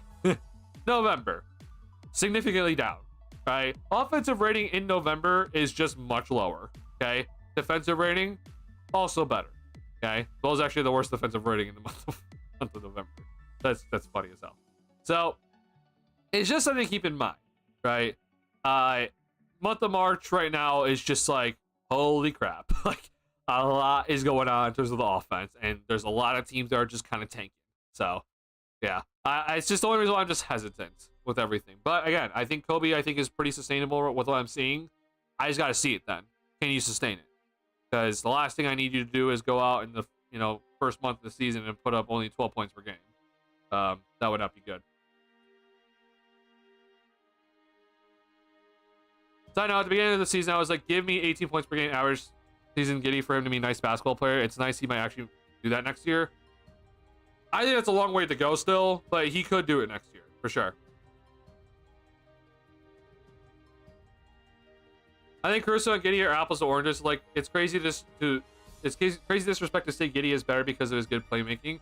yeah, it is definitely comparing apples to oranges, but just the way that some Bulls fans are talking about Caruso recently is pissing me off, because suddenly all of us, like, they just suddenly just forgot that Caruso is one of the best defenders in the league. Okay, like they're talking about as if Caruso is just a good role defender. Like that's just how people are just suddenly talking about Caruso on Twitter recently. I'm like, bro, Alex Caruso is one of the best defenders in the league. He's an all defensive team defender. Okay, this isn't just a guy that is just a good defensive player, right?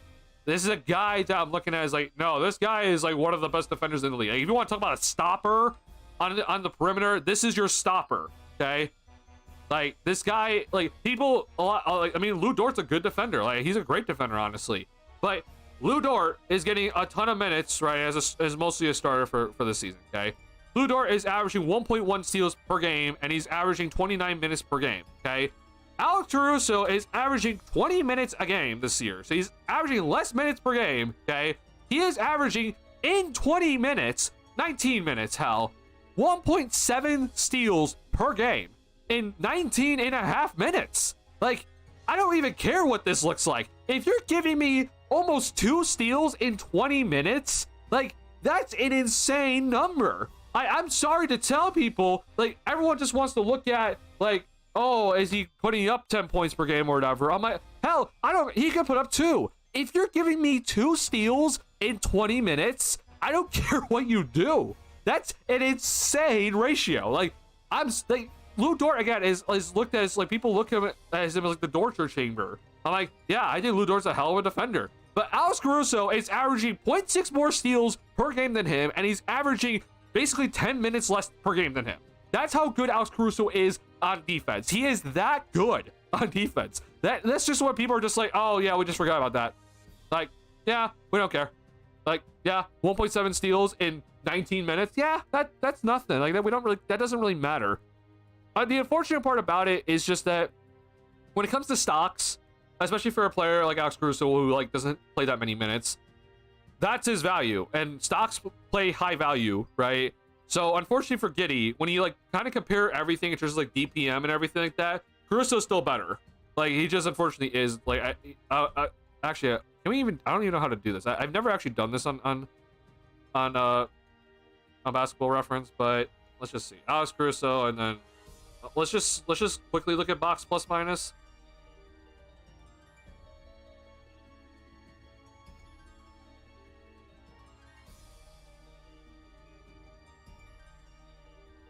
Okay, so box plus minus, it's relatively similar. So Giddey is higher, but it's just a VORP, which, you know, whatever you want to count that goes to Caruso.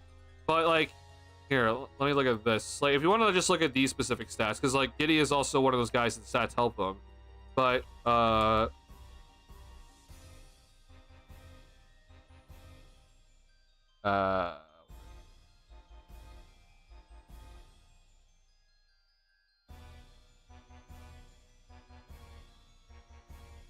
oh my god, sorry, I'm in unfamiliar territory. Give me 1 second.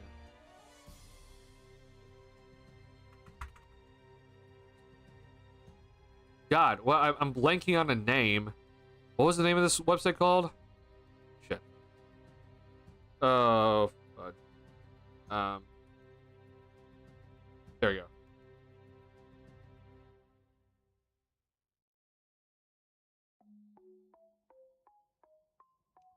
Load. God damn it.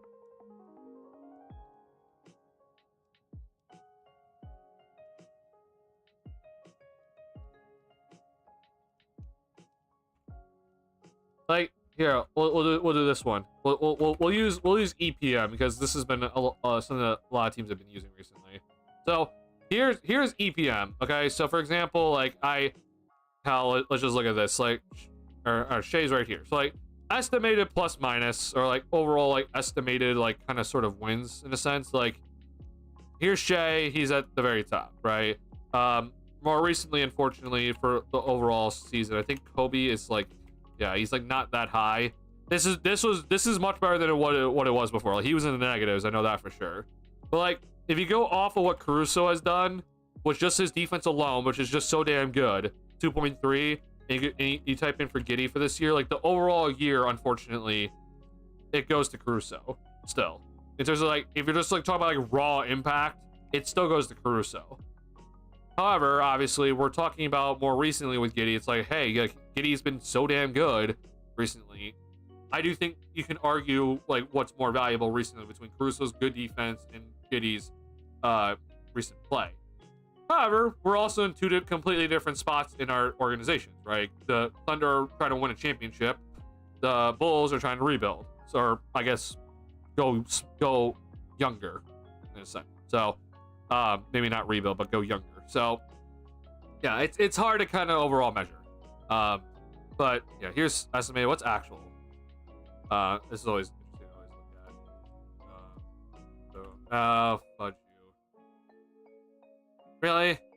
I hate this, man. Like we're not allowed to look at this.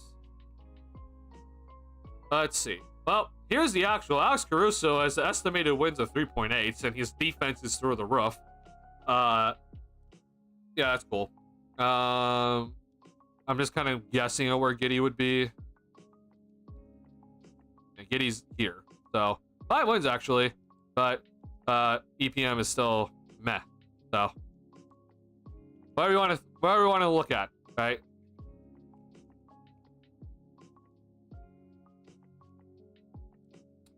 AC's defensive phenom, obviously, but I think his availability and cost on that new contract do hurt his value some, and there's some diminishing returns on OKC with other A+ defenders.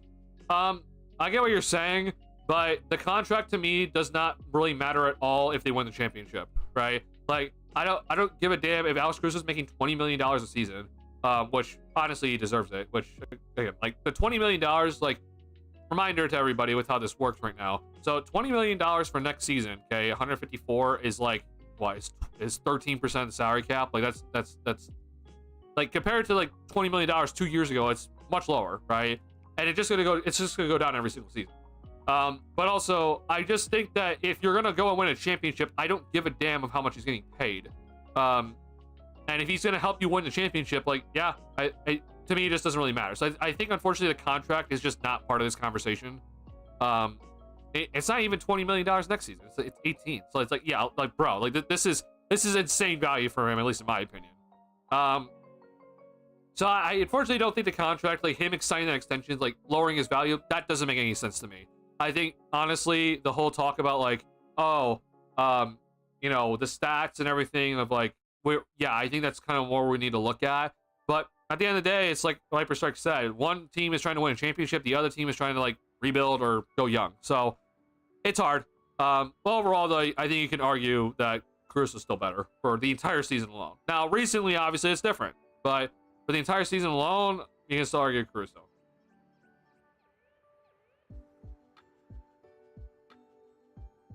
We got a late second. I think everyone thinks we aced this trade. I don't know if I say we aced it. I think ace would have been we would have gotten a pick out of it. Our first round pick, excuse me. If we got two second round picks, I would have been pretty thrilled.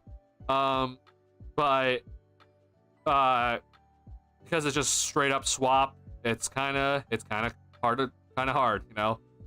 What if Giddey backs it up against Luka again? I mean, hell, that'd be awesome to see. To be fair, Josh Giddey had a bad start to the season. He may be averaging around 16, 18 points enough for that bad start, but that's the problem, right?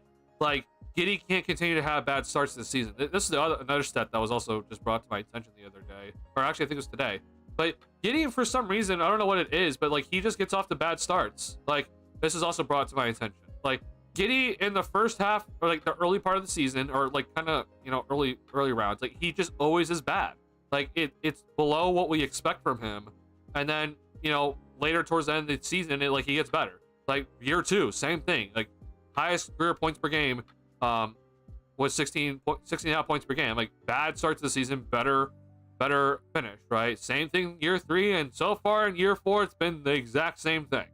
So this is the reason why I'm saying, like, yeah, I understand what you're saying, Migs. It's like, well, yeah, to be fair, he got off to a bad start to the season. Well, the problem is that he's gotten off to bad starts in most of his seasons, right? Or every single season. So that's the reason why I'm saying, like, Giddey can't just show up for the second half of the year. You got to show up every day. This isn't just a, hey, yeah, we're a post All-Star break type of team. Like, we can't do that. We got to show up every day, right? And I didn't know the Bulls were allowed to negotiate before offer sheets actually signed. I mean, yeah, they could definitely negotiate before the offer sheet's signed.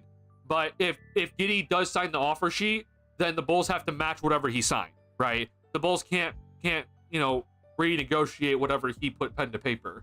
But yeah, you can negotiate it before he signs the offer sheet officially. You can negotiate with him and be like, hey, don't sign the offer sheet. We'll give you this offer instead. So yeah. Hey, look at Dyson Daniels' stats if you want to gush. Oh, I mean, Dyson Daniels' stats are insane.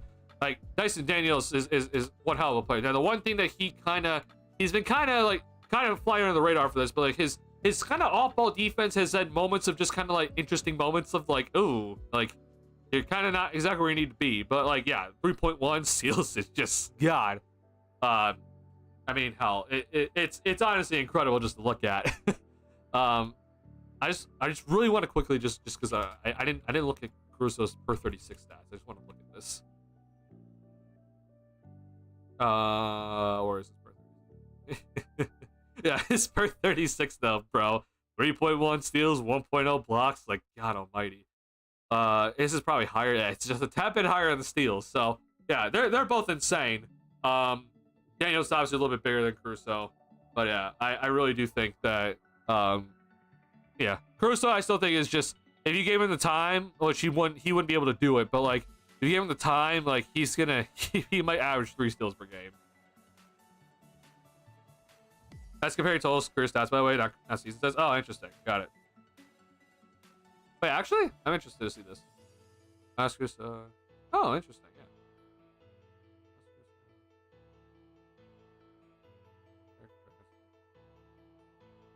Ah, interesting. Let's actually. Is there a way to actually just do season only? I've never actually used this tool. I'm never really on this page ever.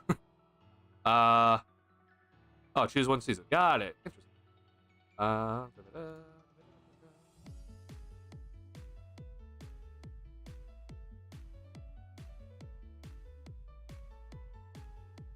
Okay, love that.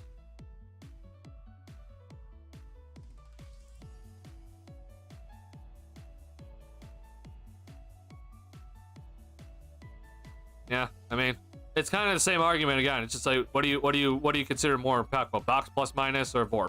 Like, at the end of the day, though, like this guy is just like, he has him beat in a category, and it's like everyone's like just gonna be looking at like, well, the raw stats, like he's just awful everywhere else, but like this right here is the main thing, and no one's gonna put too much stock into it, but stocks are huge, and I mean steals and blocks, like those are huge. Will this team be a playoff team next year by replacing Vooch with a rim protector that can complement Giddey, since both Giddey and Kobe are not good defenders? I mean, I think it's a 50-50 still. I mean, hell, it's a 50-50 right now if we're going to be a playoff team this year, which I hope not. Or I guess it's more of like a 33% or what, 25%? I don't even know what the percentage would be as a 9 seed, but I still think we're a fringe. Like I don't really see it, like, unless these guys actually turn into all-stars. Like I just think we're still a fringe playoff team, unfortunately. Even if we go and get a good rim protector, like unless it's like Rudy Gobert, like I don't really see us taking like that big of a leap. But maybe I'm wrong. Any video breakdown, or does that do you monetize your video? So, yeah, you've been noticing I haven't done it recently on stream. I don't know what it is. I got hit when like I was showing like one 2-second clip from NBA.com, and I was just like, bro, I was losing my mind over it, and it bothers the hell out of me because I have to then go and delete it. And it takes forever to delete it, and then the stream is not monetized for like hours and such. So I'm just gonna be like really careful with it. Probably no film breakdown tonight, unfortunately, just because I gotta be careful. Honestly, bro, unfortunately, I'm so scared about even making a YouTube video, like just a normal video, not a stream, like just a YouTube video of doing stuff like that, because it's been pretty bad this year, and I'm really shocked by it. So yeah, I'm really concerned about how the NBA is suddenly like really cracking down. But I hope that's not going to continue, because I actually thought that streams would be harder to catch, but it seems like streams are easier to catch for whatever reason. Like my Josh Giddey video that I made, which has a bunch of just NBA highlights on it, like that video has not been touched. So I don't really understand why. But yeah, like this year specifically has been like the hardest I've ever seen it in terms of like, oh yeah, we're gonna be hard cracking down on, you know, film from games. So yeah, unfortunately I gotta be careful. I do apologize, but yeah, I'm kind of, if you're wondering, I am thinking of like a different solution for it. It just might take some time, so give me some time with it. I have to kind of play around with some stuff, but I hope to have film breakdown up and running again. OKC has to pay some core guys soon, don't they? They do, yeah. J Dub and then Chet Holmgren soon, but they're fine for a little bit. And again, you get resentment with bird rights. And we're looking at like these years, like, you know, it's not that much salary at this point. Like, we're talking $170 million salary cap. Like, I think it's all good.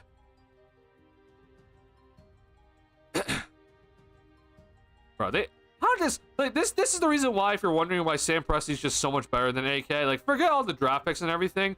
Every single one of these is a club option, okay? They're not player options. Like, Patrick Williams is a player option. Like, it's club options. So, like, if you need the flexibility, you have the flexibility.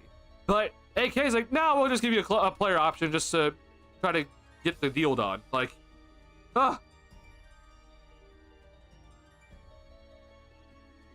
Also, in the last season with Giddey, shit was out a bit towards the end, and Giddey took over prime ball handling. Similarly, this year, the ball has been in his hands more since the Levine trade.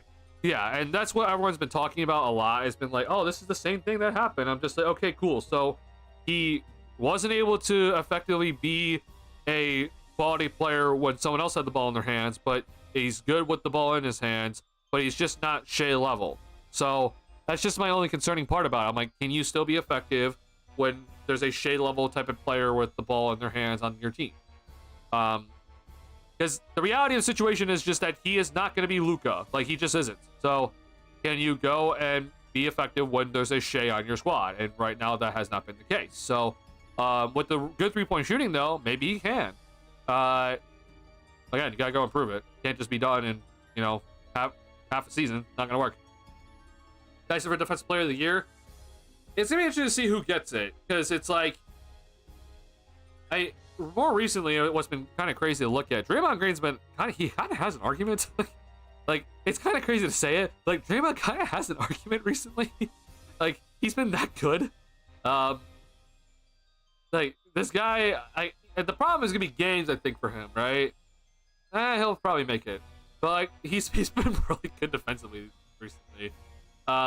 Dyson, I guess if the season ended today, I'd probably still give it to Dyson, but like, Draymond's recent defensive run is kind of crazy to look at. It's like, holy crap, he's been really good. So yeah, he has to play the games, obviously. He's only at 57, I guess 58 on Tuesdays, or God, what? Yeah, Tuesday. So they might be actually more likely to crack down on live content to make sure it's not people just restreaming full games. I guess that makes sense, but it's kind of crazy though, because it's like, I feel like I'll pause a clip and like I'll draw all over it and it still will crack down on me, and I'm just like, what? So I don't know at this point. No, March offense isn't real, but it's crazy. In like 10 games, we're second in defense in March. Now it's really impressive. That is really impressive. I do think those guys really deserve credit for that. I really think that, like, that is also, I think, partially a mirage. Like, this team is not second overall defense. Like, there does not. But I do think that they deserve their credit. I do think that those guys are really trying to force guys into taking long shots and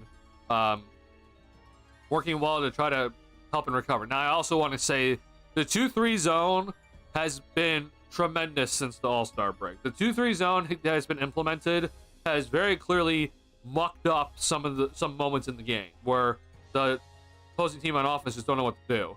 I think the guys are in their proper spots now. Like, we're not putting Josh Giddey always at the top. Like, there's definitely moments where he is still there, but like, we're not consistently putting him there. You can tell that guys are more ready to help in certain spots, and that's good. Keep it going, right? Just make sure that keeps going.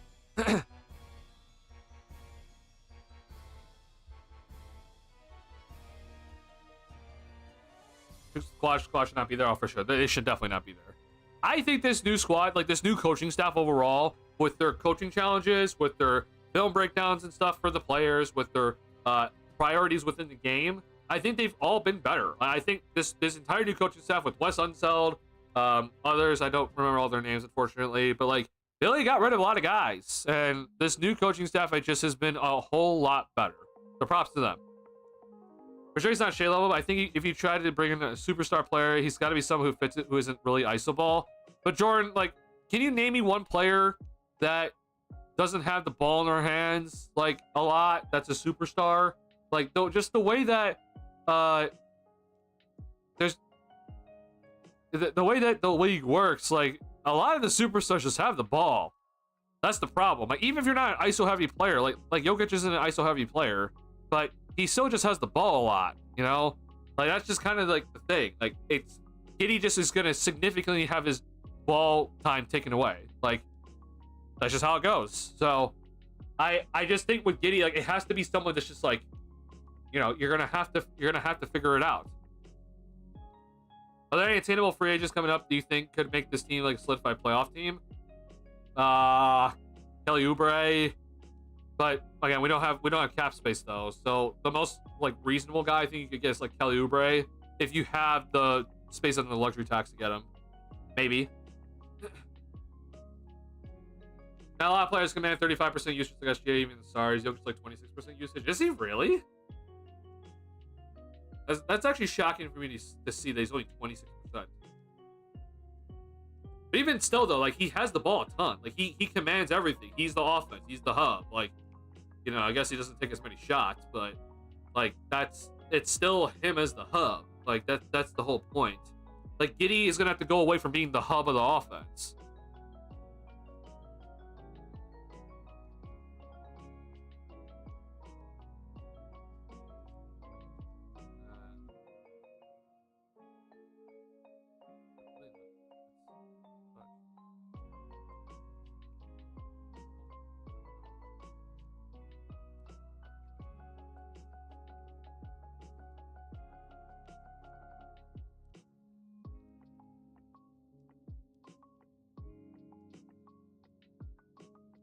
Oh wow! I mean, he's actually much lower than I thought. Wow.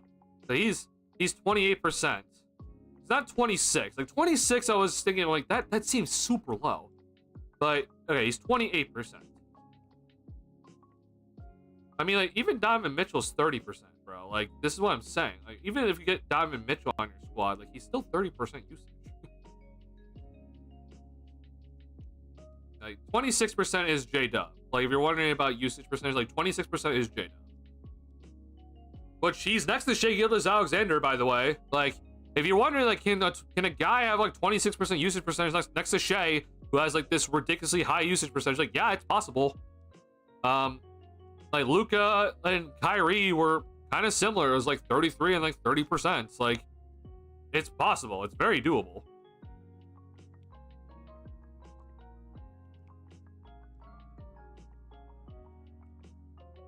I'm trying to see if there's anyone else that's like Zach's usage percentage is like pretty low this year.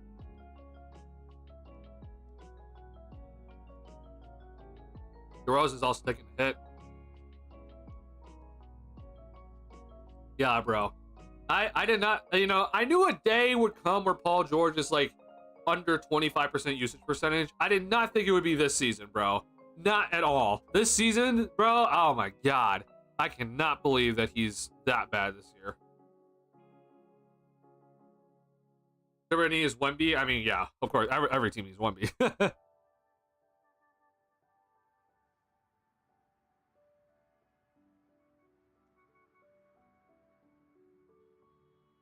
Now, it'd be interesting to think what's the best pairings for Kobe and Giddey backcourt would be. Yeah, I don't know, honestly. Like, the unfortunate part is, like, I think the best pairing would be Tatum. Like, I would love Giannis. The problem is just that if Giddey, like, I'm just kind of questioning Giddey's 3-point shot still. Of like, is that sustainable? And like, you know, are you gonna be shooting more than 4 attempts? So, like, I think the best pairing would probably be a Tatum, because he's a forward that, you know, plays a little bit off ball, because like, you know, they have a bunch of guys over there that can kind of handle the ball, and he's your main go-to guy. He plays solid defense. He can guard multiple positions. But he's the main guy, right? Like, he's the guy. You know, I think Kobe can really work off of him well, like how Derek White does, and Giddey can kind of be sort of like a Jaylen Brown and Drew Holiday combination, and, like, you know, try to set things up more and be more of the driver and Tames, you know, a consistent shooter. Like, it'd be kind of like that. Like, Giannis, in theory, I guess if Giannis was the center, I would be all on board, because I think Giannis as a center wouldn't mess up the spacing too much or anything like that. And, you know, ideally you can run pick and roll between both the guards and Giannis. But Giannis, unfortunately, is just not. He's, as much as I want him to run pick and roll, he just isn't really that much of a pick and roll guy. So as you can already kind of see, though, like, we're kind of at limited options, right? Jokic is, you know, someone that we would love, but we talked about how both those guys are bad defensively. So you're kind of just like, no Jokic. So the guy would be Anthony Davis, but is he a 1? Like, I think you could argue Anthony Davis is a 2. So, like, it kind of dries up quick, which is the reason why I'm saying that, like, the reason why, if you're wondering where, if, let's say, the Bulls, like, get the number 2 overall pick and we draft, like, Dylan Harper, and, like, he becomes, like, the superstar, like, I'm not afraid of that at all. Like, if that does happen, then Giddey just moves to forward. Like, it's okay. And you're fine. I honestly think you're going to be all right. It's just that you might have to make a decision at that point of, like, okay, if Harper becomes like James Harden 2.0 or something like that, do you keep Giddey or Kobe? Like, are you going to keep only one? I think that's a fine thing to kind of make a decision on, but you need to get the superstar first. You can't make that decision, you know, of like hypotheticals of like, oh, if we hypothetically get this type of player, then we can move this guy off, or we can do this sort of pairing. It's like, no, you have to get the player first, see how it works out, and then you make that decision, right? It's not something that we can just be like, oh, we're just going to make this like hypothetical decisions right now. So it is fun to obviously hypothetically think about it. So I do think Jordan, like, it's a great thing to think about. Like, you know, who would be a great pairing for those two sort of guys? Honestly, in my opinion, like, what would be kind of like under the radar of like, oh, you know, we maybe didn't really think of it like this, but this is the way I would look at it personally. Getting an Anthony Edwards, I think, would be a great pairing, because you would move Giddey to forward, okay, but, you know, he can handle the ball in a sense, and etc. But, you know, Kobe and Anthony Edwards are your two guys. Anthony Edwards is already the main ball handler for Timberwolves, okay? Like, if you're wondering, like, we're just not really a point guard then or whatever, like, Anthony Edwards already handles the ball the most on the Timberwolves already, okay? So he's your main guy, right? He's good defensively. He's a guy that can go and create his own shot at will, right? He is your best three-point shooter, probably out of all of three of them, right? He's the best finisher of the three of them, and he's your go-to scorer, right? That's the way that I would personally look at it, right? It's like, if you have like an Anthony Edwards who can like kind of run the show, Giddey's like your third-ish option that can, you know, put up 8 and 8 and just kind of be the kind of like the connector of the floor, and Kobe's maybe your 2 or whatever. In an ideal sense, I think Giddey's your 4th option on offense, and, you know, Kobe's your 3rd, and you know, you have a number 2. But, you know, pull off this sort of idea. That's the way I kind of like would be like, yeah, I think we're on our way, because then Buzelis is, or someone like Buzelis is your 4. You have a rim protector at 5. Like, that seems good, because you have your superstar, you have your secondary scorer, you have your guy that kind of does a little bit of everything. You have your defense on the interior and defense on the perimeter. Like, that's the way I would personally look at it. But, you know, there's only one Anthony Edwards in this league. There's not really a lot of guys like Anthony Edwards who can score 27 a night and give you good defense and handle the ball like he does. So, hard to find those guys. Like, Donovan Mitchell, unfortunately, like, he's a similar type of guy where it's like, hey, you know, score is pretty good. He's probably number 2, though. But he doesn't defend. Right, so wouldn't be that good of a fit. If we trade Kobe and Giddey for like Levine in a first, we would be champs for sure. They match perfectly with Vooch. Oh god, bro. Yeah, it's been rough. It's definitely been rough, Tyler. Bro, I was so hyped with the Vooch trade. I thought we were gonna be like an aggressive, you know, a team that's looking to make every move possible to get better, and we just sat there. Someone please convince Nico that Lively doesn't match their win now at AD/Kyrie timeless to come to Chicago. Sorry. Yeah, I would if we could get Derek Lively, bro. Oh my god. Yeah, that would fix so many things. Hey, Katie's older than Giddy by a year. For some reason, thought he was younger.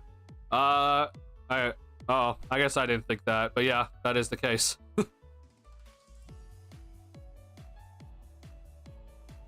This guy, bro. This guy's been hell. Like, he's been awesome. Like, like these sort of numbers that I'm looking at, like, I think a lot of people want Giddy to get to this level. I just don't think he will. But like, this is like Luka Doncic, but like, I don't want to say Walmart Luka Doncic because like he's definitely not like, you know, mid. He's like, Kate Cunningham is one hell of a guy. He's on his way to superstardom.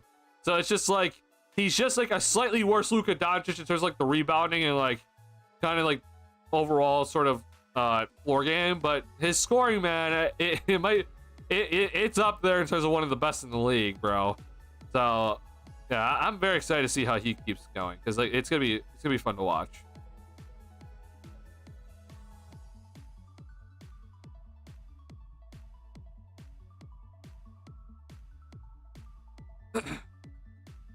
Live is the perfect type of guy, kind of guy, or Khalil from Miami. I'm interested to see how Khalil Ware's career goes because, like, yeah, he's been impressive this year. I just need to see how he continues.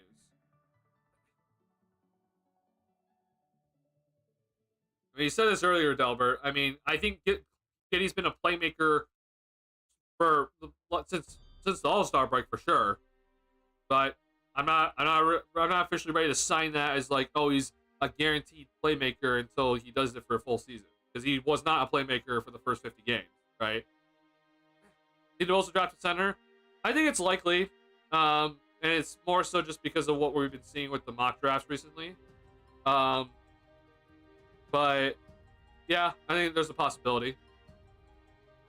But I also do know that like if you fall at like 9 or 10, there's also a lot of guards available. So as much as people are like, oh my god, we have a shit ton of guards on the roster already, I wouldn't be shocked if we dropped another one, and that's fine. Like I don't have any issues with it.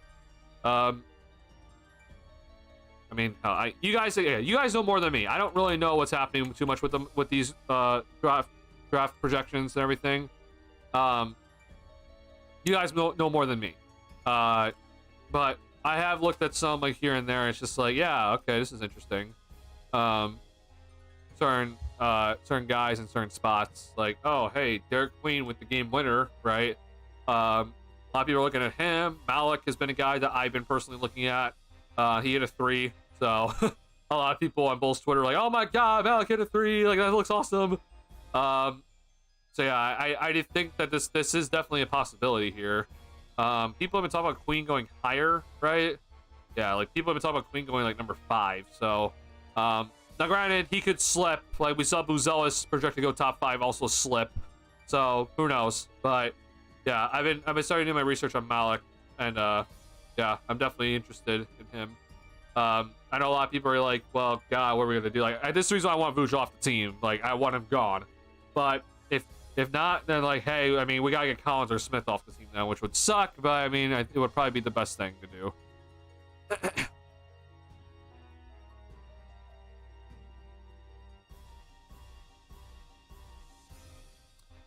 Yeah, my only thing, and it's I'm not here to just be like, oh my gosh, South Sudan, like Thon Maker, but like Malik does sort of kind of make me think of Thon Maker, and I'm just like, that was a guy that we all kind of thought like had all the tools in the world, and you know, that's like my only concern with him. But overall, I've been pretty impressed with his, you know, overall efficiency and stuff. So that's like my only thing. I'm just like, okay, let's hope that this doesn't like turn into like Thon Maker 2.0 if we do take him. Okay, like, you know, Jordan, I'm sure like I want to know what you think, Jordan. Like, do you want a center? Do you want a guard? Like, who are you looking at? Because like I'm just not as informed as you guys. That my whole stuff is NBA until the draft does happen. So appreciate it, Delbert. I feel like that Team Australia staff did something to get his mentality of something he looked different than too. Yeah, maybe it did something to him. I do think FIFA is different in terms of just the game style, but maybe it did something to him. They don't feel like they don't get caught up in the moment, hastily make judgments. URG. I mean, I appreciate it, Delbert. I want to be on your guys' hype train as well. Like, don't get me wrong. I want to be on the hype train here. The problem is just that we've just seen, unfortunately, too many times where it's just like, wow, young prospect has a good week. Like, let's hope this continues and it falls off. Or young prospect has a nice month. It's like, oh, okay. Well, that was a nice month.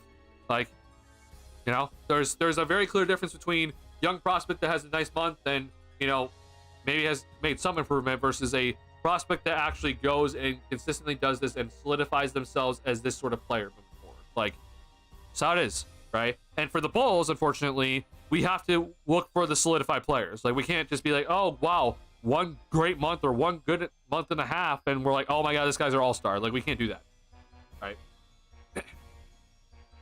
Centers can take a bit to develop, though. Yeah, they definitely can. But at the end of the day, I'm not too concerned about that. I'm concerned about whoever we think is the best player. Bud Cooper's a bust.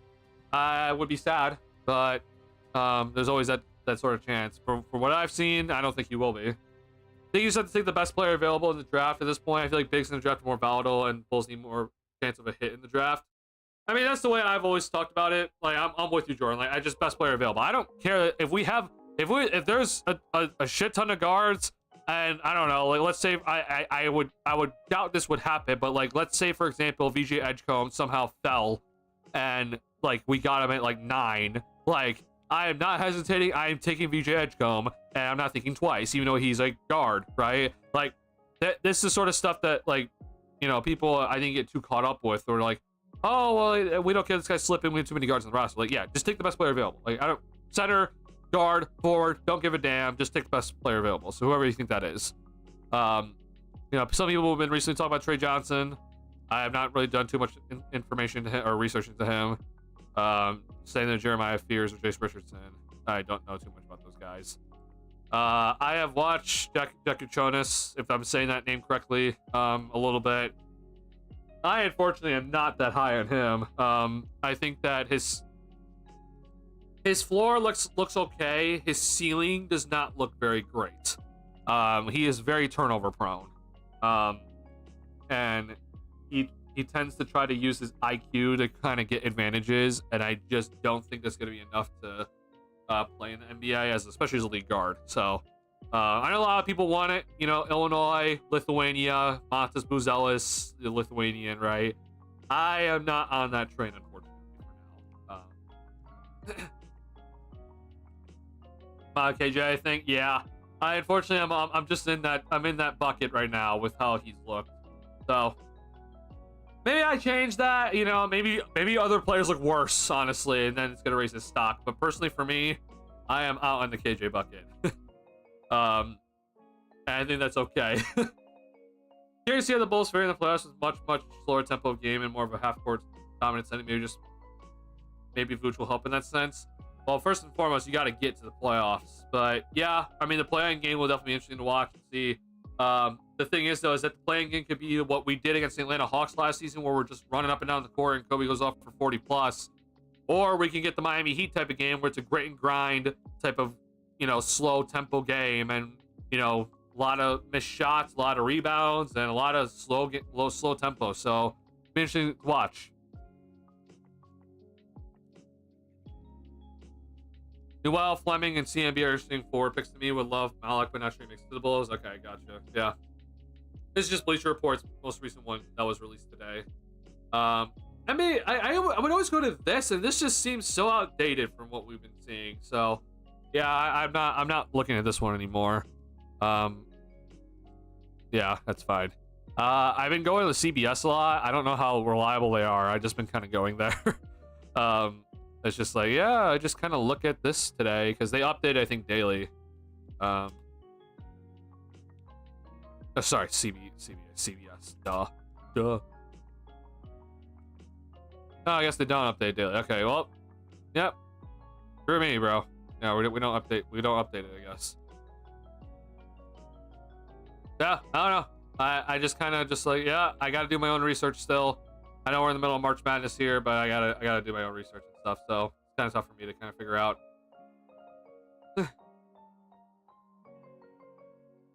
Perhaps his science, but also hurts the team because Temple helps them. Yeah, and also if you're trying to get rebounds, he's not really the center for that. You know, his rebounding numbers look all right, but he's not the greatest rebounder, unfortunately. It's gonna be fun. Yeah.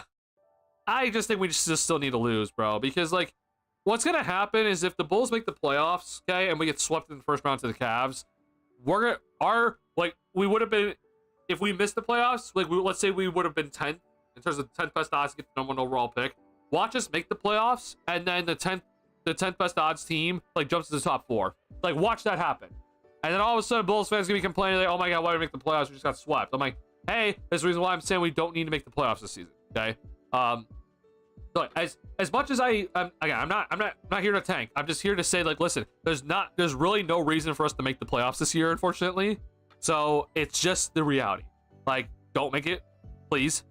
You know, I think you know, the whole argument of like, well, getting White and others get good experience. Like, listen, they can get that experience later. All right. It just is detrimental no matter what if we make the playoffs this year. So don't make it. Go lose the, you know, if you're in the 9 seed, win the first one or lose the second one. I don't give a damn. Just lose it. Lose one of those games, please. And then hopefully you get into the top 4. If you don't, all right, you have like the 11th or 10th overall pick or whatever. Yeah. It just sound fanned out, but man, this is the most fun I have watching the Bulls for a while. No longer slow Zach Demar ISO show. Boo. I mean, yeah. No, I think like this is, by the way, this is me.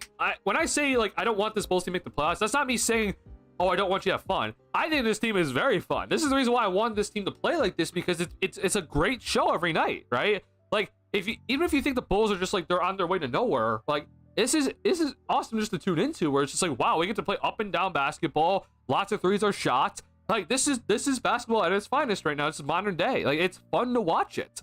So yeah, I think this is honestly like a great time to be a Bulls fan, just in terms of like, I don't really care about how the team overall as a whole looks, but I just want to go ahead and watch a team that is going to play hard every night and have fun watching that team. Like this is the team to do it with. I think this is a great team to watch. Obviously though, on this channel, we're not here just to only watch to have fun. We're here to analyze and to hopefully work out ways to get this Bulls team to the championship moving forward. But it's you know, overall, I've enjoyed these games. Like, you know, as much as I want this team to have the best overall draft spot, like I enjoy watching these games. These games have been awesome. So yeah, I think it's been great. Essentially, unless you need help starting to look at them. So yeah, Tyler, I did read that. You commented under one of my posts in the community tab. I did read that, so I do appreciate that. I also did respond, I think. Yeah.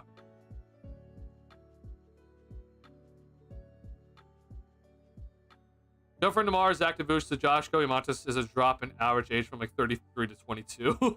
Yeah, that's actually, yeah, it's very true. Yeah. It's like the Bulls can go far. It's not worth for the team building of the future yet. It just isn't. Like, I'm sorry. I'm not here to watch this. I don't want to see this Bulls team losing like 4 or 5 games to the Cavs, and then we instead get the 15th overall pick because of that. Like, it's just not worth it. It's just not.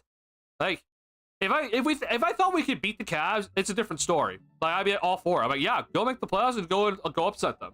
But it's just not gonna happen. Can Miami have Jimmy back for the plan? Yeah, that's hilarious, honestly. I don't know, bro. Eric Spoelstra, like, I know the Heat are not, the Heat are like not tanking, but like they also really don't have a reason to win right now. But like Eric Spoelstra in a one-off is like really, really good. I know the Heat have sucked recently; they've been awful, but Eric Spoelstra in a one-off is like really good with defensive schemes. So it might be enough. I'm kind of hoping that like I actually don't know how this way I want to work that, because like let's just say the Bulls beat Miami, because that's the way it's looking like right now. Like, who do I want to face to make sure the Bulls lose? I guess it would be the Hawks, but like I don't even feel good about that, because it's like if the Hawks lost to the Magic, I'm just like, bro, like I don't feel good about. I feel you beat us then, or sorry, we beat you, because like we beat the Magic earlier. So I don't know. I honestly don't know what's best. In an ideal sense, you lose the first game. But assuming that you beat the team that's been dreadful recently, I guess I would want to face the Hawks and pray that they are better, which they should be.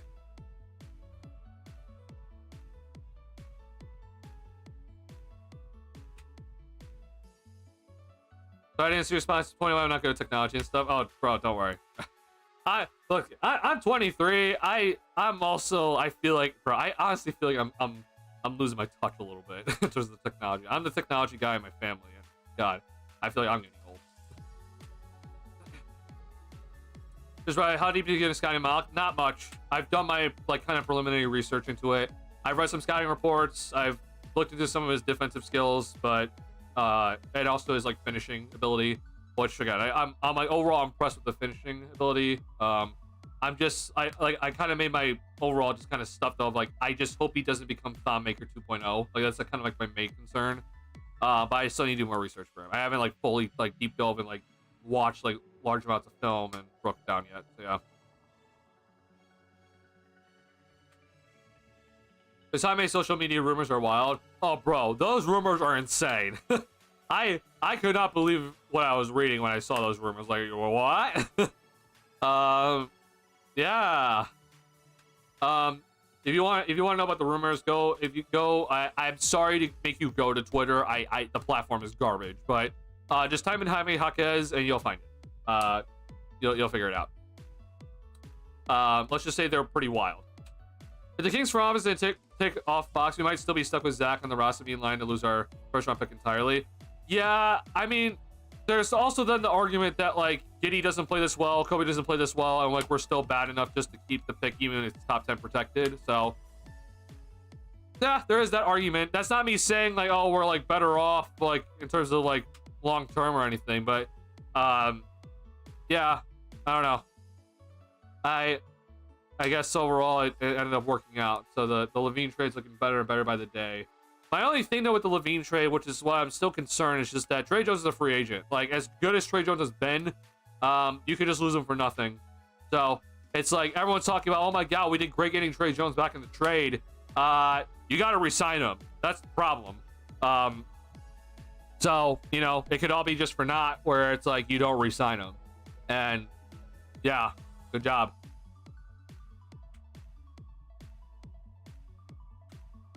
Okay, let me know what we're deep into. Yeah, I'll let you guys know for sure. I don't really know when this is gonna be. I thought it would be kind of close to March Madness at halftime. I don't. It might honestly be at the end of the season where I really take the time, like heading into the playoffs and such. So I'll see. My work schedule's changing, so yeah, I don't really know yet, but I'll definitely let you guys know. Guys, I will talk about it and such.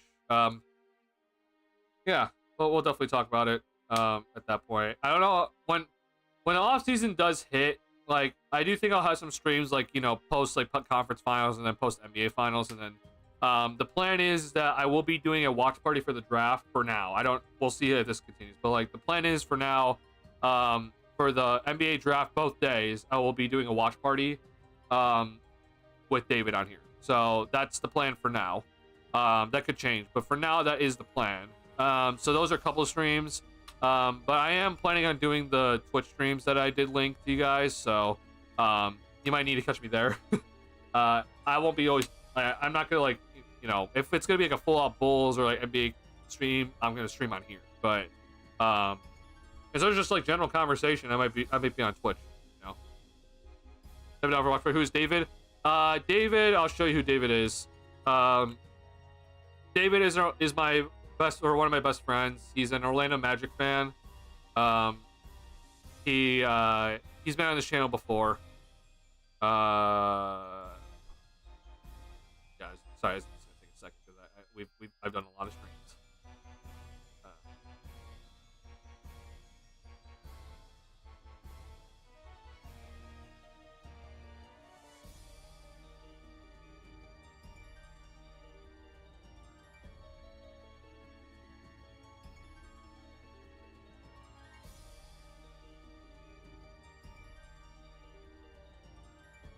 bro, this? Hold on, let me look at this.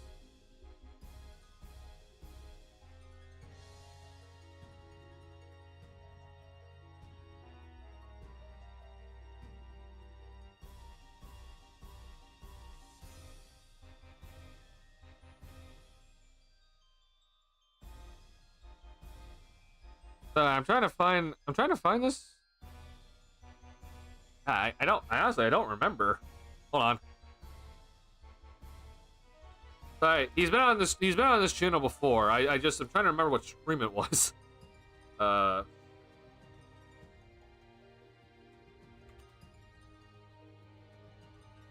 Oh shit.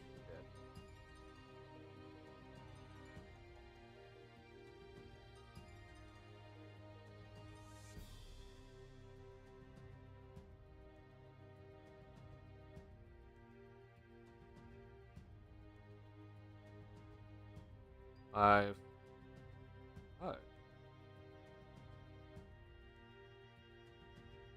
Sorry, hold on. I'm doing one more quick search just to see.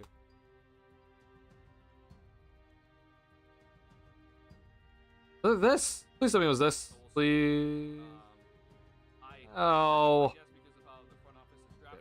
Am I? Was it really 2023? I did it that year. Oh my god, man! Time flies. Okay. I'll send you. I'll just show David's Twitter. David, he writes some stuff for the Orlando Magic. He also, if you're on Instagram, he has a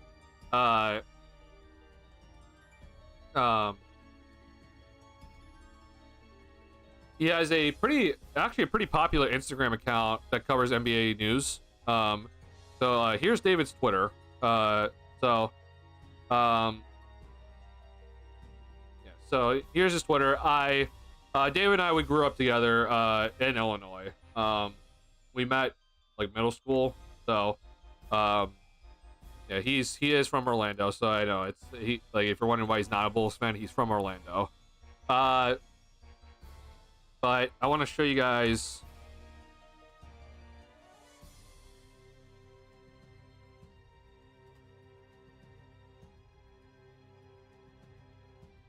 Please Instagram. So, this is his Instagram. So this is his Instagram. He had more followers before, I know for sure. But we overall did a lot with like his sort of like kind of branding, like our high school days. So he's done like Instagram stuff. We had a podcast like way back in the day. Like if you want to talk about jank podcasts, bro, we did it on a Mac and we were using GarageBand to record like two like $15 mics that were plugged in via USB, and we would have to record and everything, and we were doing it in his basement. That was way back in the day, bro, and we didn't know how to upload stuff. Like we didn't know how to upload to YouTube. We didn't know how to upload to Spotify and stuff like that. Like it was just a different time of how things would work. And so we were basically like sending out links to our podcasts like via this like podcasting website that like allowed us to upload sound for free. And it was just so jank, bro. And like no one's gonna listen to it. Like the app itself is garbage, but it was the only free option, honestly, because we didn't know what to do with YouTube at the time. Yeah, he's a great friend. And he's been on the stream before. I just can't find the stream for whatever freaking reason. I'm really annoyed by it.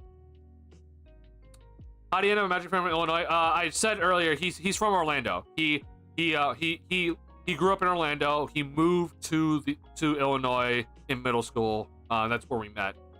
And then now he's in Arizona. He's written some stuff for the Six Man Show, which covers the Orlando Magic.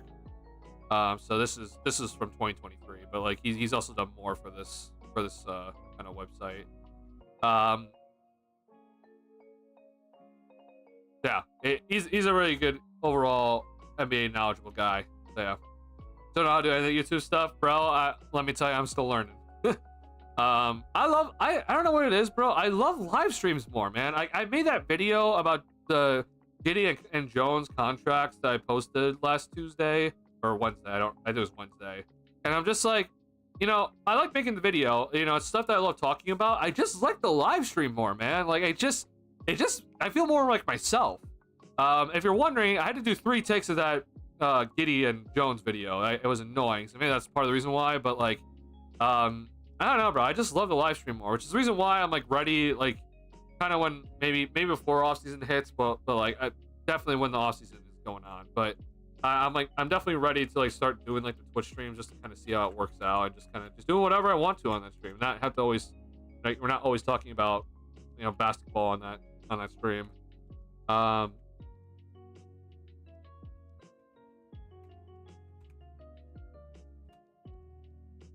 Yeah, here's a link to this Twitch stream for now. Again, I have not done anything with it. I'm not going live on this channel or anything just yet.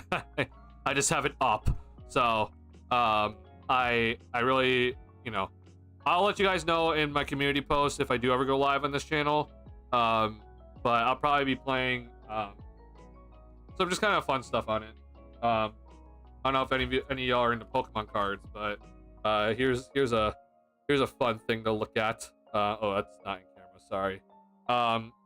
Yeah, I don't know if you guys are like one of those people that like the Pokemon collector stuff, but we could do some sort of some of that, or the biggest thing, which I don't know where I put it again. Oh, yeah, I really want to play NBA 2K13 because I'm a 99 overall my player in this, so it's always fun just to go and dominate in this. It is back in the day, so it's like nostalgia stuff, but it's a fun time. And then I'll definitely be doing Valorant on there, so I'll let you guys know. Links in the chat for now, but I'll also let you guys know in the community post, and probably also my Twitter if you follow that, which I know some of you do.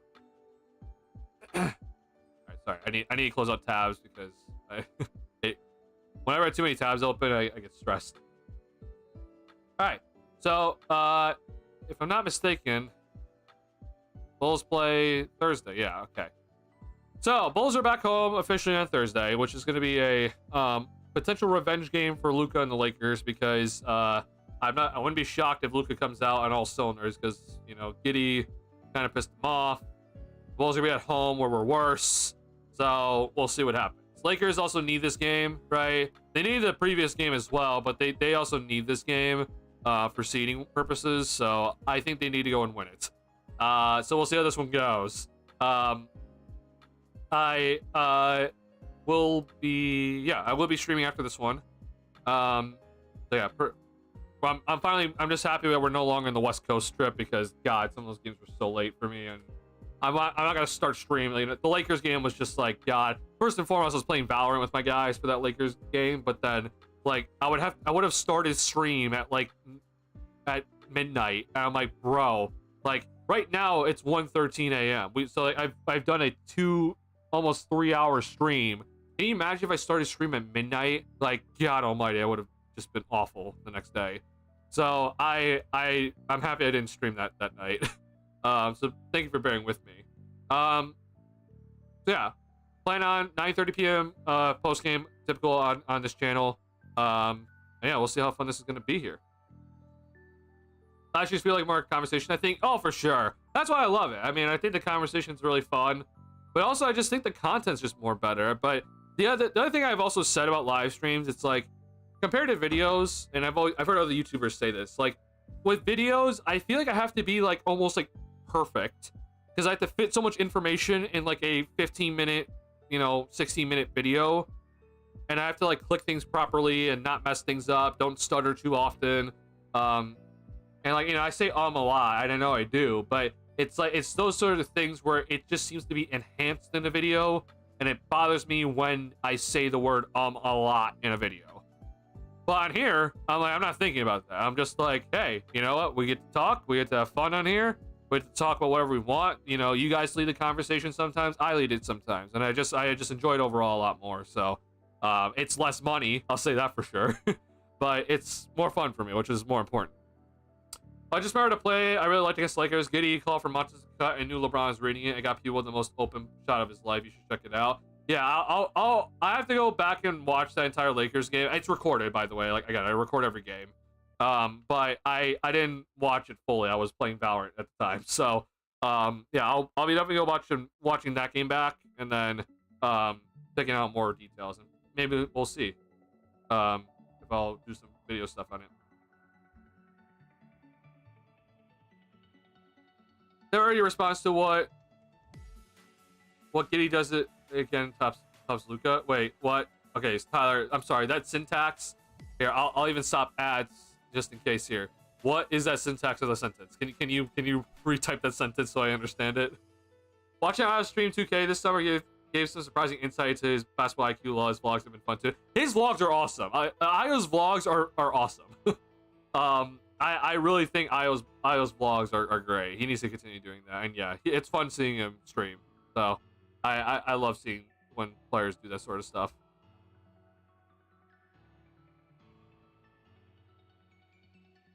Yeah, Io needs to continue the vlogs. He's got a good thing going with that.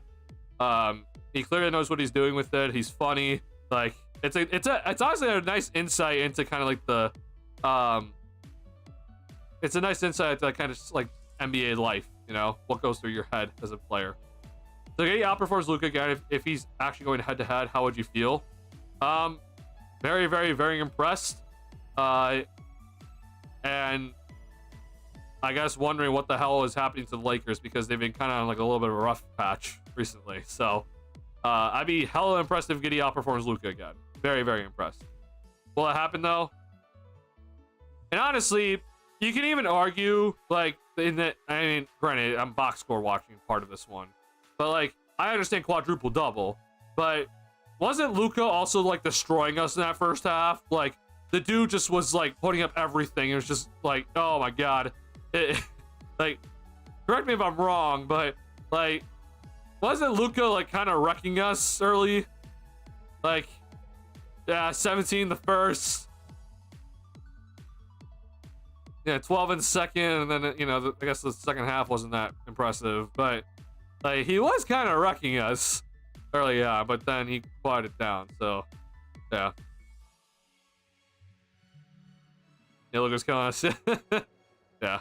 Luka early in games is just so incredible, which is just crazy. Like I do think part of like his overall like his health, I do think is sort of playing a factor maybe down late game.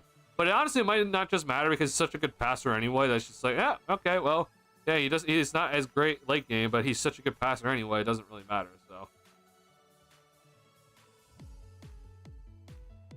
they Luka held to like 5 points in the second half. Played frustrated with Giddy was interesting though. Oh, I mean, that's for what I saw, it was definitely interesting. I'm just like, you know, he still got 34 though. Like, good job in the second half, but he still got 34. I wouldn't be shocked if he goes for 40 on Thursday.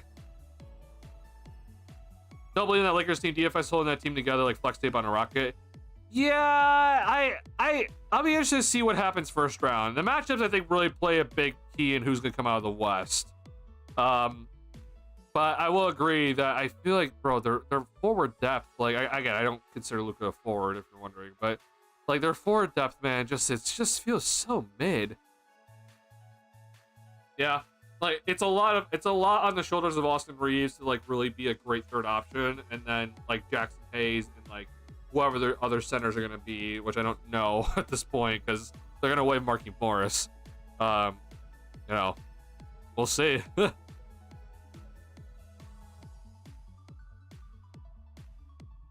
Simon both sides cover spine with Kobe Montes Giddy. Oh yeah. He's Luka though, which is why he's different. Yeah, I mean, again, this is the reason why I'm saying like just because I say someone's not gonna be Luka is not a bad thing. Luka's one of a kind. That guy is just, oh my god. He does stuff that I look at, I'm like, what? Like, people say Giddy magic now because Stacey King's trying to bring it in, and I'm just like, okay. Luka magic is a real thing. Luka magic, just the stuff that he's able to pull off is just insane. That guy, I look at him, I'm like, oh my god. There's just some plays that just mind boggle me. And he does it like on a nightly basis. I'll take 34 when Luka is about to break the 3-point record and drop 70. Yeah, you'll gladly take a 34-point performance from Luka when he's on his pace for like scoring like 74 after first. It's just like, God, please give us mercy. But you did. Thank God. All right, y'all. Appreciate y'all. Thank you for hanging with me until like 1:20 a.m., bro. Thank you guys so much for this. It's been a lot of fun. You guys have been awesome all season long. I know we're heading to the end of the year here, but just thank you guys a lot. It's been an awesome season, and thank you guys for just being an awesome community and continuing to just come in. It's been great. So if you've not already hit the like button on the stream, helps me out a lot. Please do hit the like button. If you're excited about the White Sox baseball coming up soon, which I'm sort of excited, but I'm excited overall. It's a new season. We're gonna suck again, but I'm willing to talk about it on Thursday. So we have a game on Thursday here. So be ready to talk about that if you're interested in it at all. All right, thank you guys so much. Ads are gonna play immediately as they go into the transition to the outro screen. Thank you guys so much. I'll see you guys on Thursday. Get a good night's rest. All right, peace out, y'all. Bye.